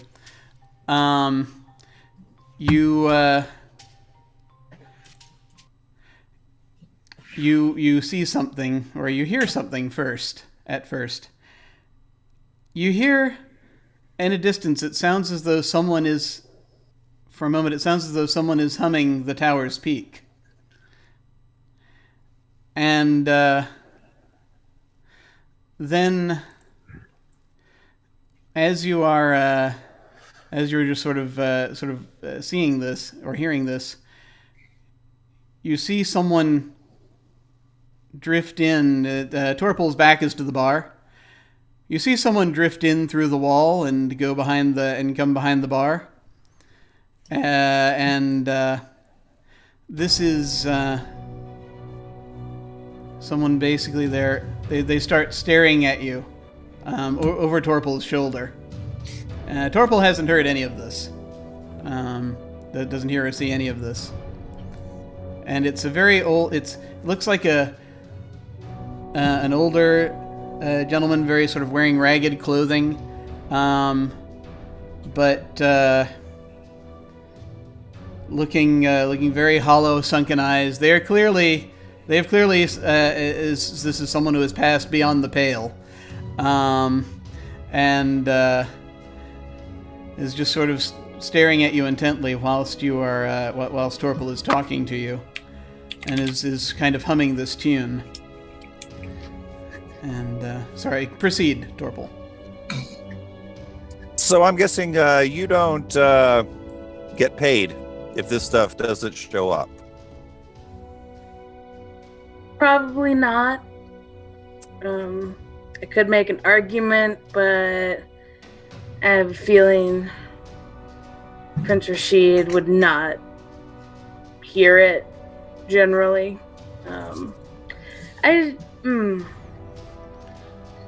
You must complete your delivery. It is more vital than you know.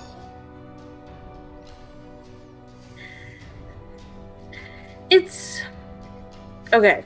So there was some stuff that happened while I was transporting these particular goods that I think would make it in everyone's best interest if they were found and delivered as soon as possible. So Okay. I'll tell you what. Like I said, I can help you out. Do you need any money to get you by? I can help you out a little bit. I have some points.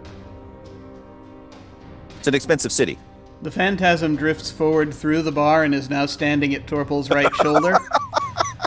And is looking at Eli pleadingly, almost, just sort of as this is going on, just sort of looks actually kind of a little bit nervous. They also actually, you see on their arm, they have a tattoo of a raven, and they say that. They say, "It is. You don't understand the importance of those silks. It is almost too late. Please get them there as soon as you can." Okay, go ahead. Eli actually stands up and slams their hands down on the table and is like, "Okay, I get it. Just leave me alone." I thought you wanted my help. No, there's a behind you. All right, I look. There's nothing there that you can see. Oh, good. This is just like the rich girl with the dog. Speaking of the rich girl with the dog, oh crap! Did I summon the rich girl with the dog? There's a chance you might have summoned the rich girl with the dog. Oh crap! I didn't know that happened. Okay. The rich girl with the dog knows that one of these places is there's an old abandoned inn that Torpal sometimes hangs out at when he wants solitude or doing whatever. Or wants to sell someone some opium. Or wants to sell someone some opium. That's often actually where you're supposed to go. Yeah. When it's opium time. Yeah. You approach this inn with the sort of an old symbol of a raven atop it, and do you folks have a secret knock, or do you just go in? Oh, yeah, we'd have a knock. Yeah. Okay. So you hear this. So Torpal, you hear the secret knock on the front door. It seems rather insistent. Okay, Eli, I apologize for this. I thought we were going to be alone. Look, I promise I can help you. I really can. I have some business to take care of. Honestly, I'm not sure if it matters if you're here or not. But look, I can give you this, and I offer you a small bag of coins. And the way I'm holding it, with my hand, I'm making a sign. It's like a really, really old sign for people who used to worship Argo. Eli, you're going to recognize you think you're going to recognize that sign. It's I mean, your family branch possibly sort of diverged, and perhaps they don't. The musical part isn't as pronounced. It's more a different expression of the whole thing. But you'd know enough to know to recognize something in that sign if you so desire.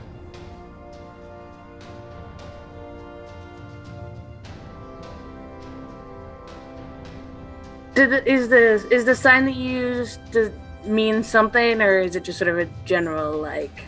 Yeah, it would like back during a time when Argo worshippers were being extraordinarily oppressed. It would have been a secret way to communicate with each other. Hey, I'm one too. One of those. Okay. Okay, I get it. I just need to find the stuff. Have you seen the stuff? I've seen the place the stuff is. Okay, where is that place? I can't say it out loud. I can take you there. Let me just take care of. Wait, you've been to the Moray Inn, yeah? Yeah. Just hang on. The knocking is keeping me from being able to speak. Let me just take care of this, and then we'll get back on the track. I promise. So yeah, I'll head to the door. Okay. You open it. Torba! My brother! Oh, hi! Yeah, so that was quick. I got some gold. Oh. My brother. He almost poisoned my dog where he puts the dead bodies. Wait, what? But no, he felt guilty, so I got this bag of gold. You have anything? Didn't you know that? I thought I told you that about that. Of course I knew that. That is something you told me months ago, and I have been remembering it ever since. I was just pretending to be surprised because someone that we don't know is here. Oh! She looks in. One thing I will just say, Eli, you will note, is that you see the ghost that has just been speaking to you has continued to stand there looking pleading, actually seems distracted by something. Drifts toward one of the walls and is pulled through it. Seemingly against their will, you hear, and then they are silenced. Oh, that sucks. And you hear a slight rumbling. Actually, everyone hears a slight rumbling, as of perhaps a minor earthquake, and then it stops. Torpal, yeah. Things are really messed up right now. There's ghosts that are going to take my inn. Can we get back to my brother? Because, well, first of all, let's trade, then we'll get back to my brother. Yeah, come on. Okay, all right. So yeah, I go behind the bar, and it looks a whole lot like the place that Christoph got the antidote from his bar. It's nearly the same setup. It's like behind a panel, and then a little secret bottom beyond that. And yeah, I mean, sure enough, I keep a stash here for exactly this purpose. So, Julia, the person who was at the bar earlier is here now, just so you're aware. Oh, it's you! Hi! Oh yeah, Eli, Juliet, have you met? Yes. My ghosts know you. Wait, what? Yeah. Listen. I wasn't high. My ghosts have been talking to me, and they told me that I have a flower of healing or something like that, and so does my dog. And it's a piece. And that if we don't get that good back, my silk, back to the inn, then like these undead creatures from the graveyards are going to come and attack the inn and destroy everybody. Wow. Okay, Julia, that is simultaneously beautiful and terrifying, much like yourself. So, yeah, let's we'll finish the transaction and then.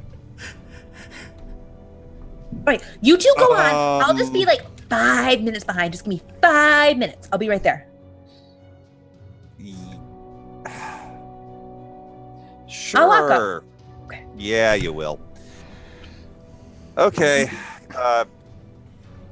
Wait. So. All right. Fine. We'll meet at the inn. Is this the plan? Yes, my Okay. brother's in. Yes, not my your mother. brother's in. He'll be real thrilled to see us. Okay, let's do this. Okay. Excellent.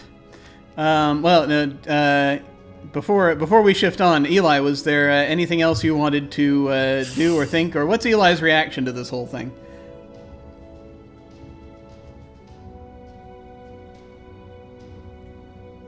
I think like it started out as exasperation when Juliet showed up, and then when the thing happened with the ghost, it definitely turned to like unease, and like I feel like there's definitely an element of like I'm a I just want to be a merchant and do the merchant thing, but like I still have to deal with the ghost shit. And I guess this is a ghost shit one. Yeah. So, definitely sort of a mounting sense of urgency for Eli. Mm-hmm. All right. So presumably you're on your way back to the Morai Inn. At the Morai Inn. See, things have.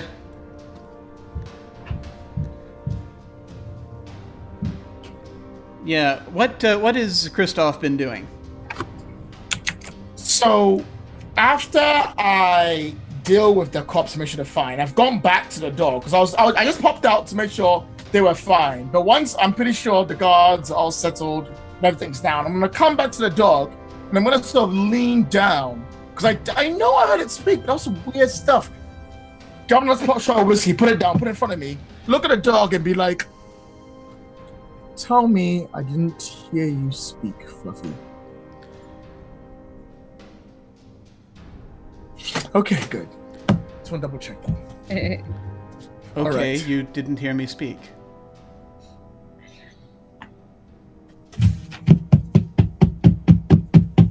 How is this happening?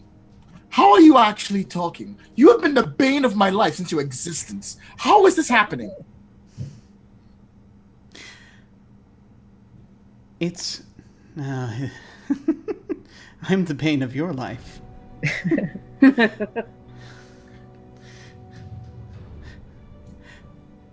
Do you have You're any not- idea how difficult that woman is? You've got to. She's your sister. Yes, I do. I'm so sorry. All right. Why can you talk? Oh, Have I gone mad? I'm medium. I can't normally speak to your kind. I am being helped. There are... It is not just me, it is... Hadir. Their name is Hadir. Right. Listen, Fluffy. I'm pretty sure you know both of that us. my main concern is keeping the inn to be as immaculate and as problem-free as possible. How do I make it so there is no problems with the inn? What's going on? Start from the top. Tell me everything.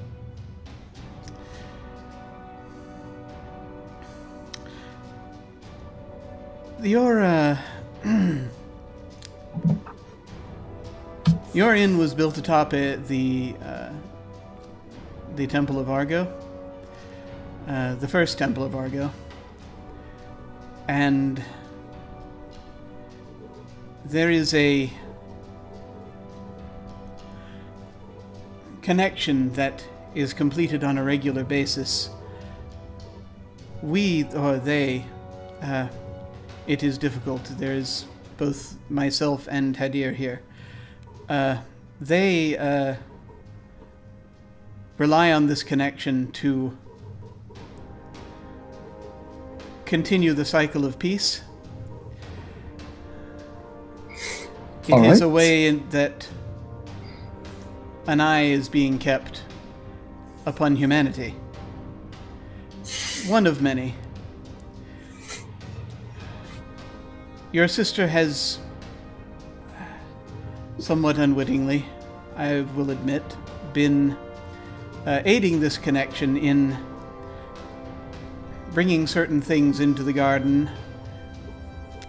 from time to time. There was a certain thing that she was supposed to receive that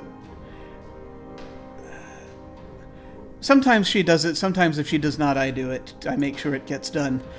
But at my urging, she was to come back, and that would have assisted. Unfortunately, it has been too long. There was a delay. And now we are growing quite restless. I do not know how long I can keep the others at... Oh dear. And another little rumble is out. You hear another rumble. It's kind of like an earthquake. You feel the earth shaking a little bit. And then you hear outside, you hear Kurash's voice bellowing, What in Argo's name is going on back there? We need service. I'll open it up. I'll be out in 1 minute. Please excuse me. And I'll close and look at the dog and be like, what was that rumbling? They are working their way up. From beneath us? What I just won't do. Where do I get the items? They are bound up in...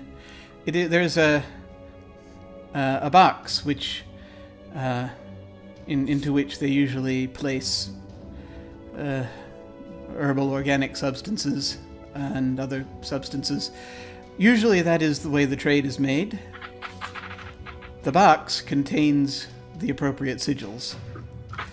It is amongst a shipment of silks that were to be delivered today. By Argo, I just want a normal day at work. Is that so hard? Fine. I will see what I can do. Who has the box? It was held by the one who was here earlier. I believe you called them Eli? Yes. They are no longer in possession of it. No, they were taken by another. And I do not know, or they, Hadir does not know their name, but they were,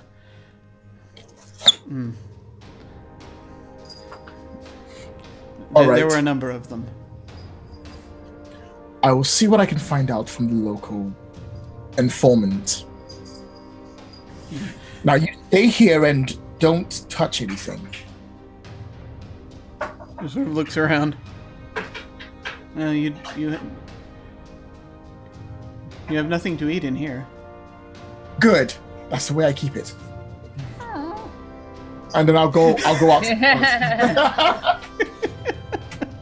Get a toy when I stoke the structure of my inn, and I'll go out to the front to serve the food. All right. So you head out. You head out to the front. You see basically you see Hadir is leaning against the bar, just looking. Mm-hmm. Mm-hmm. Where is Juliet? We are supposed to be making sure she is all right. She'll be home soon. Would you like a drink? Yes. Would all of you like a drink? They're just sort of looking, and they look up hopefully, and he turns back to you and says, "No." That's a shame. Here you go. I'll reach out, throw a drink on the table, and slide it towards him. Please enjoy. There's much difficulty tonight. People are losing their minds for some reason, and as the quakes have come. And he takes a drink. Yes, strange that. I'm sure it's nothing you can't handle. Maybe. And there's briefly a sound of sort of one might say fisticuffs, a bit of a bit of rowdiness, coming sort of from the direction of the back area leading to the garden. And he just sort of looks over. Not all of the men are here now, and he says, "Oh, what are they getting up to? They're wrestling out there again. Stop Probably. that!" You should go He starts heading toward there. Good. It's going to be... Yeah. Just so you know, when he gets out there, the poison I've put in his drink is going to kick in, and he's going to pass out. Ah, excellent. Nice. Excellent, excellent. Around this time, we will say, as it's probably not a great distance, the others will be approaching the inn. So let us know what you are doing, shall we? After I did my thing, I definitely caught up to them. Okay. Yeah. Hi! I locked up, don't worry.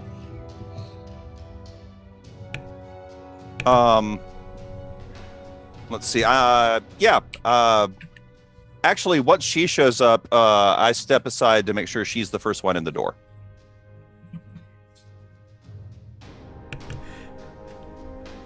Okay. So yeah, you basically so she's coming in first. So Christoph, you see her coming in first.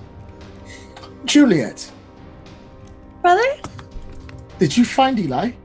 I did. They're right behind me. Both of them. Yeah. Both of them? Well, that's a bonus. Oh. Maybe.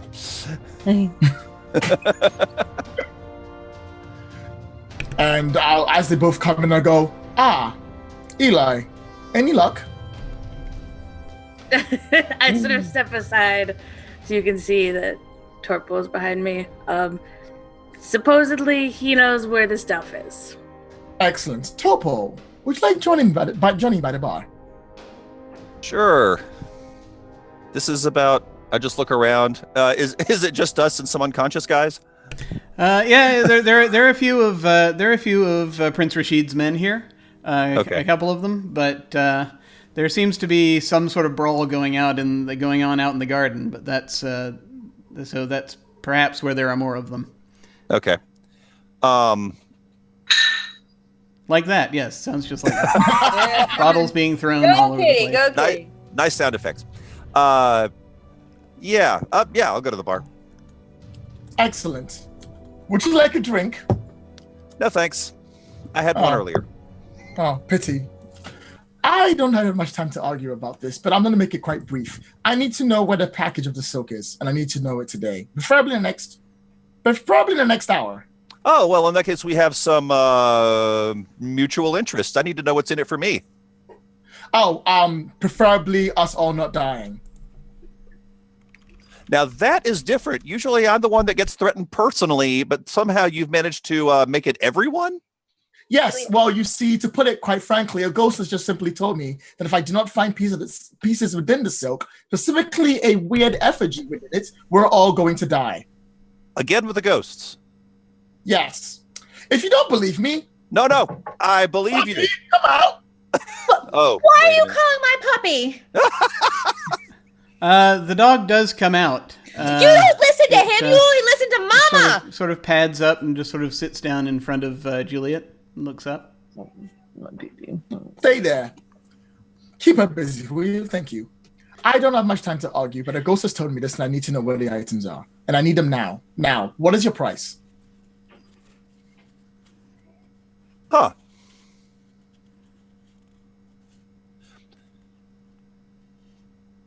We'll discuss that later. No, we will not. I know how you tavern prince lackeys do. There We'll is discuss this now. a much louder rumbling, and you now hear you now hear screaming from the garden. All right, maybe we can discuss this later. All right. Later is probably fair. Christoph, I promise, for whatever my word is worth, we'll negotiate later. I'm not going to hold you to anything. Sounds like a fair deal. Okay. Please get this now. So I'll turn to Eli. You have a card or something? I'm pretty strong. If it's just my stuff, I carried it all the way here. It's been added to, and I'm not sure exactly which stuff to bring back. We'll figure it out once we're there, okay? You're the one with the warehouse. I know. I don't want to rush things, but time is of the essence. It is more or less at this point that the door to the garden is torn off its hinges, and you see behind it a number of gaunt figures. Argo's balls! What the hell is They that? have they're gray skinned. They have clawed hands and they have slightly elongated snouts. But they easily could have been once human, and they're leveling their gazes at you. But they're not over to you yet. I look over at the table of men. Men, it looks like your captain's in trouble. You should go help him. They're looking. They're like, ah! And they immediately get up and are trying to head over to deal with them, because some of them are still clearly fighting them in the garden. What I need to know is what the rest of you are doing. If it is possible, I'm going to lead Eli to the warehouse. I figure my thievery might actually help with this, either by allowing me to sneak out, or by finding the quick shortcuts through the city that a lot of people don't know. Okay. So you're heading out doing that. Christoph, what are you doing? Well, I am picking up a club. I've got to keep the inn immaculate. Hurry! And I'm fighting off these things to keep them out of the inn. Excellent. And Juliet, what are you trying to do? Juliet grabs Fluffy and runs outside and makes all the drama of help. No, help, everybody! There's a ruckus in the garden and Fluffy almost got hurt. Help! Okay, so this is going to be the basis for the way we're going to settle this. Is we're going to actually use the system. And to see how this works. This is going to be slightly more narrative, actually, even than it typically is, because this can cover a wide span of time if need be. But this is going to tell us kind of how this thing comes out. Okay, that's why I wanted you to tell me just sort of generally what your intentions were. So just so that I understand, Christoph, you're intending to try to fight these things back and keep them from doing damage, and ultimately what? Are you trying to buy time, or is that... Buy time, yes. Okay. Juliet, you're trying to call for help to keep the situation contained, is that... Yeah, because this is my inheritance. Fuck, I don't want this messy. Okay. Torpal and Eli, I assume you're both heading there to try to get the stuff and come back with it to resolve the problem. In the fastest manner possible. Okay. So, keeping in mind what sort of things your characters might do even along the way, which I can let you can narrate that as we go. Go ahead and pick your forms that you're going to use with these. Okay. And your two forms you're going to use with these. You're fighting, you're essentially going against the interests of a horde of ghouls.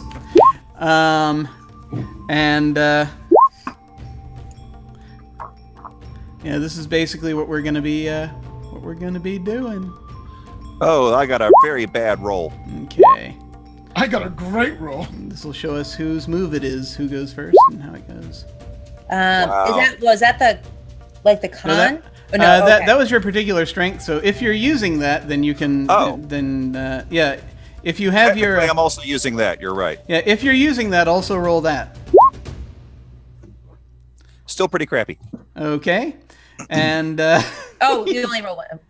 Yeah. Okay. And so you roll your two forms that you're using with this. You choose your two forms, and this is going to be for the whole conflict This conflict's going to go 3 rounds at most, and so it's what you're going to use for that. Sorry, I think my brain shorted out for a second. Should I be rolling too? Yeah, if you rolled the wrong ones, you can go back and you can go ahead. I haven't rolled at all. Yeah, go ahead and roll whichever two forms you want to use for this. Let me see. Yeah. Do I still have the... I think I still have the stats for the ghouls here. Yes, I do. Excellent. Let me go ahead and get those entered. Dee-dee-dee-dee-dee. Dee-dee-dee-dee-dee. Okay. Da-da-da-da-da-da-da. Sorry, I'm just getting that in there.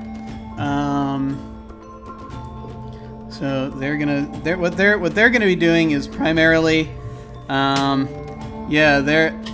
see, it's either going to be action or self-preservation. I think this is going to be. Oh no, I have them here. Okay, yeah, they're trying to take. Yeah, I think I know. I understand what they basically want. They're trying to basically get the thing that they need to get this done, and so they're doing that by any means. They dug their way up to the surface, and so I think this is actually going to be. This will be a self-preservation they're going to be going with. So let me go to self-preservation, self-protection, which is a similar idea. Let me fix that die. Okay. And let me roll that. Okay. All right. Now, so we have, so Juliet is currently got the highest roll. So it's going to be her move first, acting, and so she'll get to decide who answers. And so generally at this point, it's going to be against the ghouls. The ghouls are going to have to answer basically, since they're the ones you're ultimately in conflict against. For this one, I presume, unless you're trying to do something to affect what Kristoff is doing more against what they're doing, but I don't think you are. Well, I was trying to get help to destroy them. Okay, so yeah. But if that's not an option, I would... Well, no, that's fine. You're going against the ghouls. So, all right.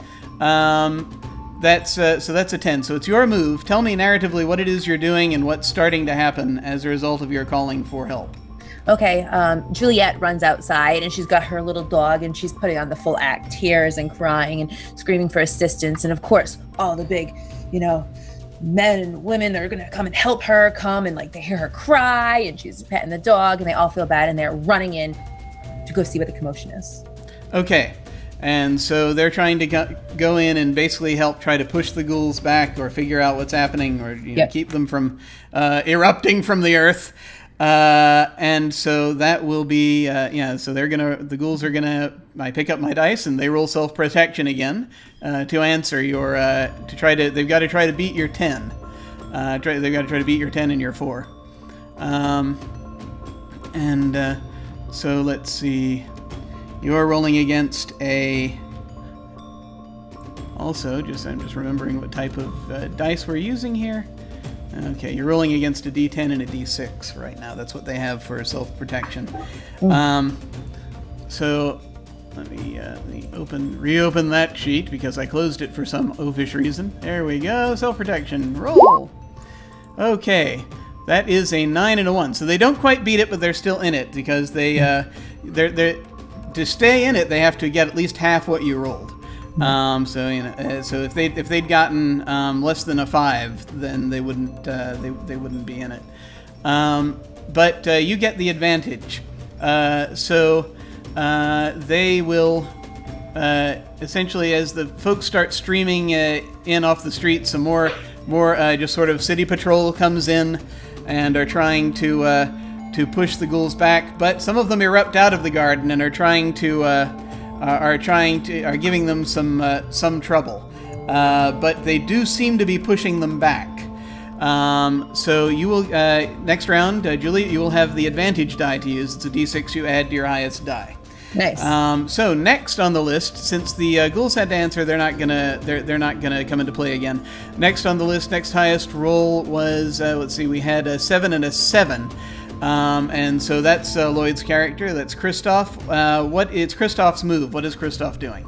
Kristoff picks up this club that he has, and surprisingly, he's quite good at fairly combating quite for some reason. He's quite good at taking people out. I have no idea why. So he strides in with these men who are struggling to fight. It's like, gentlemen, if you're trying to kill someone, please aim for the head like this. Bang! And he'll slam and he'll kick him off and go, no one's allowed in unless they're paying. And we'll just start fighting them off and driving them back. All right, yeah. So as the manager of this place, you are trying to make use of that managerial magic to shove them back, as it were. And so that's with your 7 and 7. They've got to answer. They've got to try to beat a 7 and a 7. So here we go.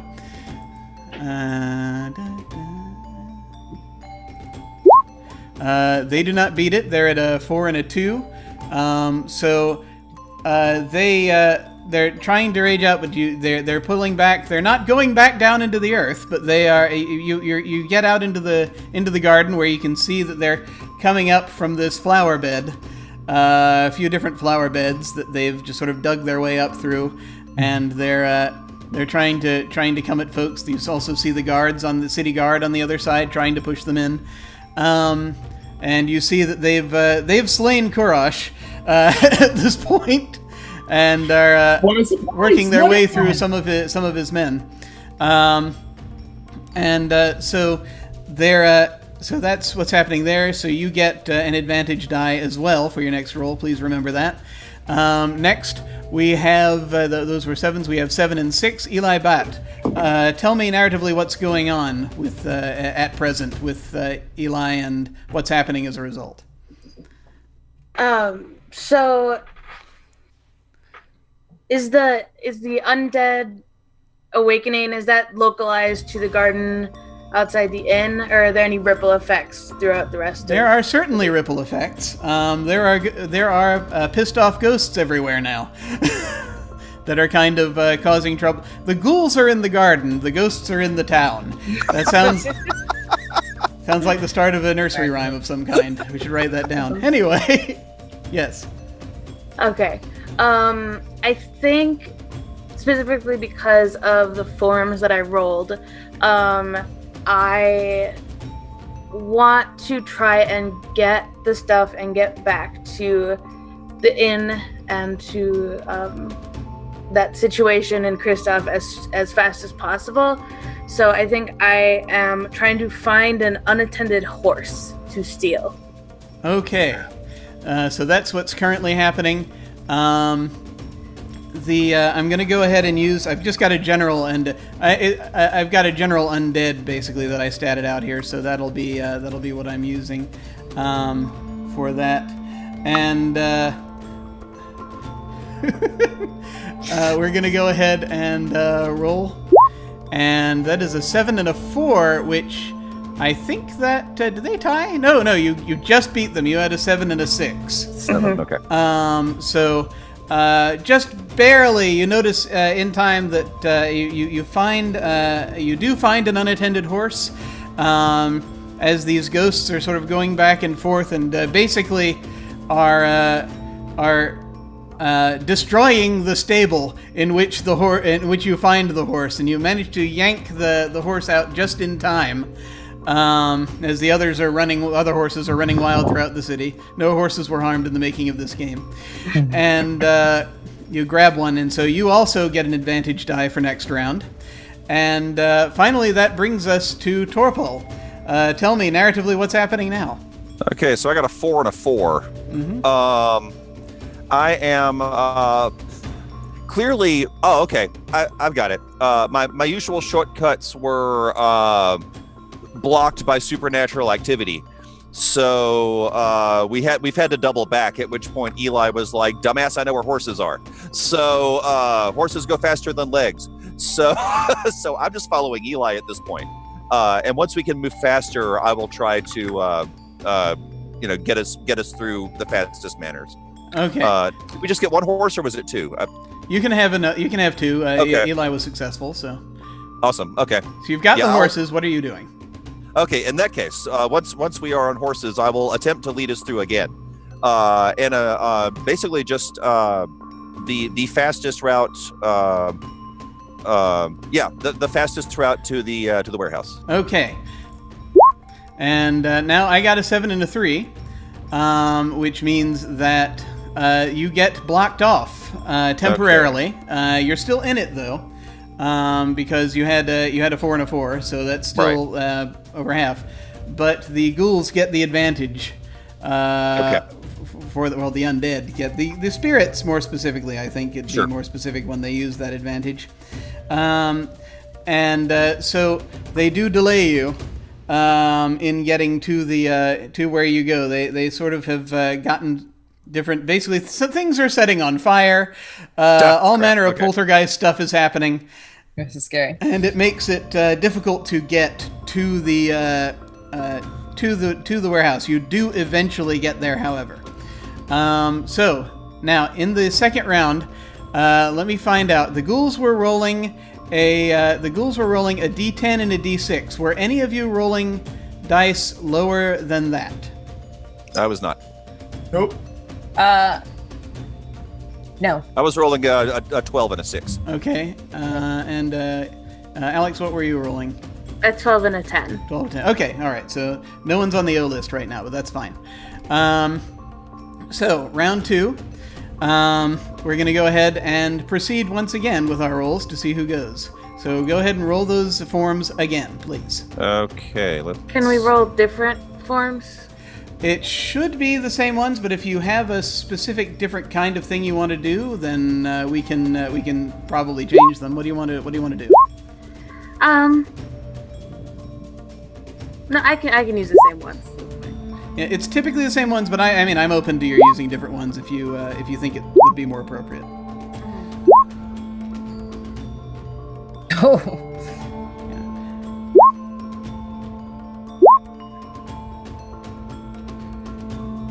Okay. Oh, but do we get an extra D6 if we had advantage? Yeah, if you have advantage, you roll the D6 and you add that to your highest roll. The highest, okay. Also, I think you get to roll like 2 forms and your particular strength. If you're using your particular strength, yes, you do. And it's whichever your 2 highest dice basically is what you use in that circumstance. Oh, so I'm gonna roll another one. So I'm pretty sure. Yeah, I'm pretty sure the 3 of you had advantage. I also had advantage. Come to think of it, I should probably roll that as well. I decidedly did not. Okay. All right. So let's take a look and see what we have. I got a 10 on a D10. Let's see. Brian also got a 10, so I got a 10 and a 3. So it's the undead's move. Right. I also got a 10 and a 3. So.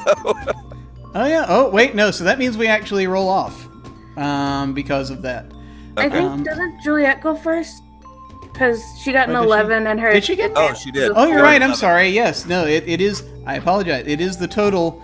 Anyone who rolled an advantage die. Actually, Juliet got an 18, didn't she?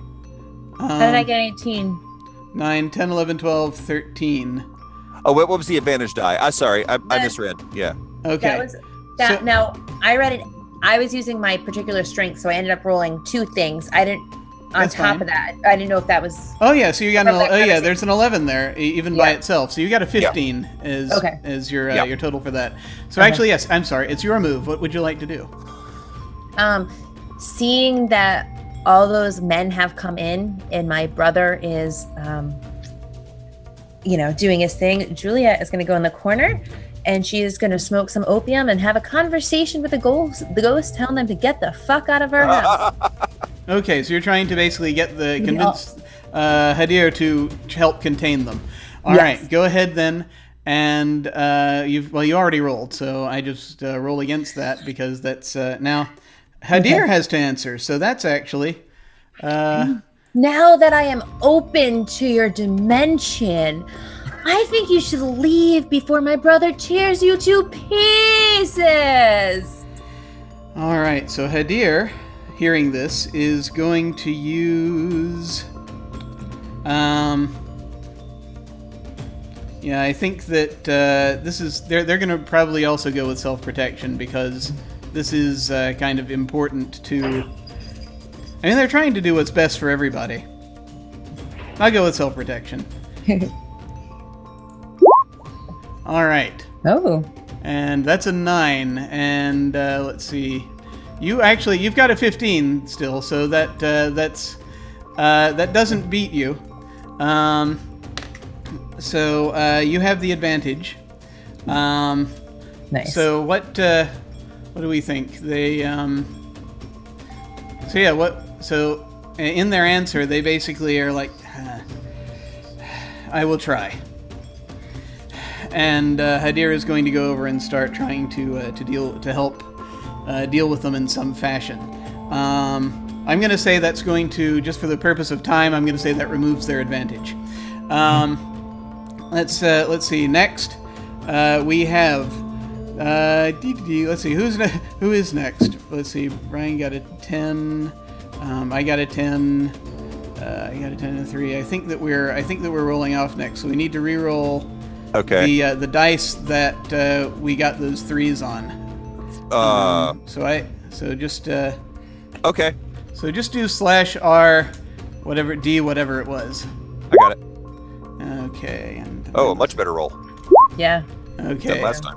Yeah. So that's you. So you actually are just So it's actually your turn. So it's your move. What do you want to do? Okay. Gather the stuff. Okay. And since we have horses, this is going to be a lot easier. Just between Eli's horse and mine, we'll just quickly lash the stuff to the horses. All right. So you're getting the stuff, getting them on the horses, getting out. Let's see if you get any resistance here. No. Hooray! That actually, you had a total of 10. Is that right? Let's see. Did you roll your advantage die? I didn't have advantage. At no That's point right. did You're I. the only one who didn't. Never mind. Yeah. So I simply rolled my covertly again, which was the one I got the 3 on. Okay. So yeah. So I only have an 11. Okay. So yeah, they're just above half. So they're still in it.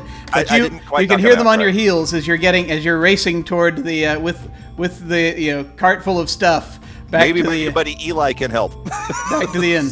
Let's see. Next, it's the bad guys' move. So they start crying out. You hear this keening sound going all across the city as this song that sounds kind of like the song of peace, but not quite. Sort of like the peace of death coming out as they're trying to gain the upper hand here. And why did I roll that again? I used the original roll. It's because I'm used to D&D. They've got a 10 and a 3, or they've got a 10 and a 6 now. And so Kristoff is the one closest to them, so I'm going to make Kristoff answer. And so they're trying to... You're sort of leading the charge to push them back. So they're trying to disorient you and push you back. So please roll your forms. Do I have to completely re-roll my forms? Or You do have to re-roll the forms because you're answering. Okay, here we go. For other... Do I still have advantage? You do, yes. With violence and advantage. Okay. 2 and 6. So that's 17, which they had a 10, so that's they're still in it. But you tell me what it is that in your answer, what happens in your answer that allows you to have the advantage. They have this large cry, right? Mm-hmm. It comes out like, and this music is playing and all of that. But the thing is that I've heard the cries of people dying quite often for as long as I've been a child. So while everyone else is wailing backwards, I just walk in like, this is nothing to me. I'm used to death. So it just washes over me like it's nothing. And I just smack one in the face. And they sort of for a second they pause and I'm like, the fuck? And I just continue going and it rallies the men next to me. And it pushes them back even further. Excellent. So everyone who rolled retains their advantage into the next round. Let's see, who's left? Eli, I believe, hasn't gone yet. Who hasn't gone yet this round? Me. I think. But my answer counts as going. That's true. That's true. Eli, what are you doing? There you go. It's your move. So Yeah. So I think now it's just a matter of trying to get back. But I think since we're sort of on the horses and that's a thing that's happening, I want to try and dig through the stuff while we're going to find the particular piece of fabric that the effigy that's within the crate. I don't know if that's an action against somebody, so I can... Yeah, not specifically. So what I will say is that you manage it. It's you actually manage while this is going on. Well, I'll see if you can encounter any resistance. I think that's really what I need to be doing here. So let's see. That's an 8 and a 4. So I believe you still beat them because you had a 9. And you also had advantage. But I accidentally rolled particular strength instead of... Okay. Well, that's so they're still in it. So they're pursuing you. They don't quite catch up as you manage to dig this thing out. All right, final round. This is the half drop out, and everyone who wins absolutely at this point. So really, we're just rolling to see who goes first more than anything else. Roll one more time, please. Your things that you're using.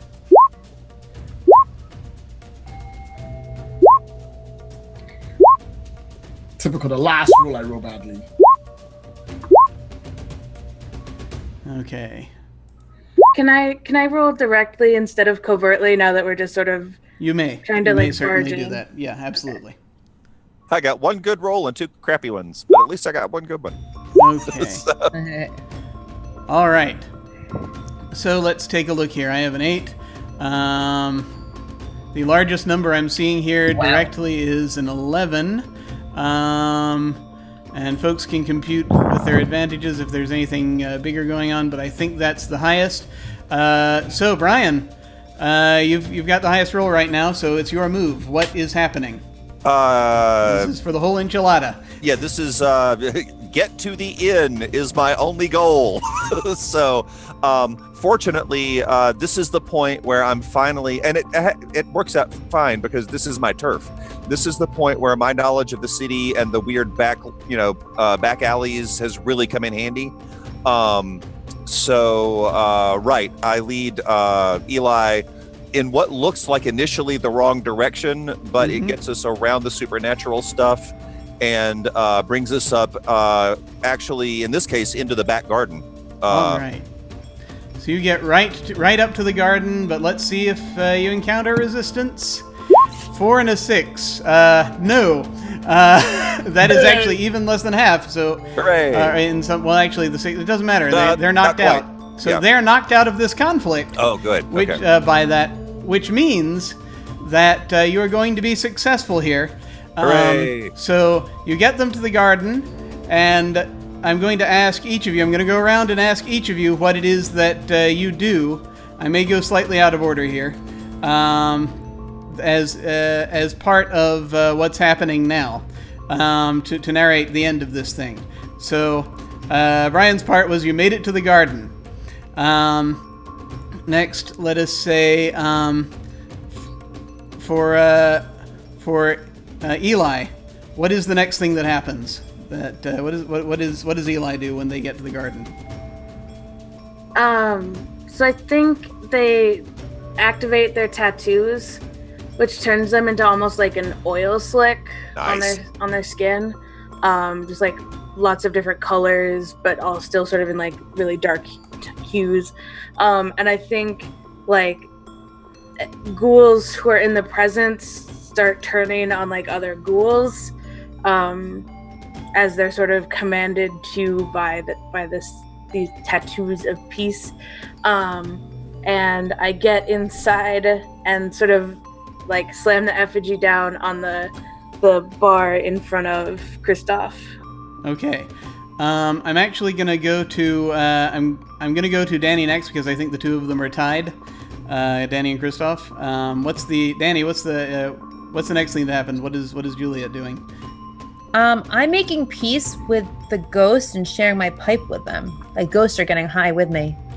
Excellent. So you calm them down so that they no longer are bothering anyone. And Christoph, well, what is the last thing that happens here in this that Christoph does to help finish this off? So I have no idea how this thing is supposed to work, but I know the dog digs a lot in our gardens, so I'm going to run in. I'm not going to run in. I'm going to be like, gentlemen, hold on one second. I'm going to walk in, dust myself off, pick up the effigy, walk back out, grab one of these like undead things, shove him into, put the thing in its mouth, and I'm going to basically shove it into the ground and stomp on it until all the other ones go away. Awesome. And they do. They retreat, and you have calmed things for now. So that, folks, is where we are going to conclude our session. So that is how things indeed went. Nice. So that's too much like the last thing. So what I'm going to ask is that, as once again I can't hear things, screw the music. So I'm going to ask for a quick, if I may, if you have a second, I'm going to ask for a quick epilogue for what happens to each of your characters. And then also, as we're just basically, we're going to do outros as well to conclude this thing. Thank you so much, folks, for playing In a Wicked Age. It has been glorious for me. And I'm going to go around the opposite way that I did at the beginning to ask folks. So first, give us an epilogue, and then I will ask a follow-up question. So I believe I started last time with Lloyd, so I'm going to start this time with Danny. And tell us, first off, what happens to Juliet? Juliet realizes that she has a gift, and so she makes a little tent in the garden, which she smokes in, and people comes in, and I speak with their loved ones. So excellent. I'm sorry, brother. I'm here to stay. Excellent.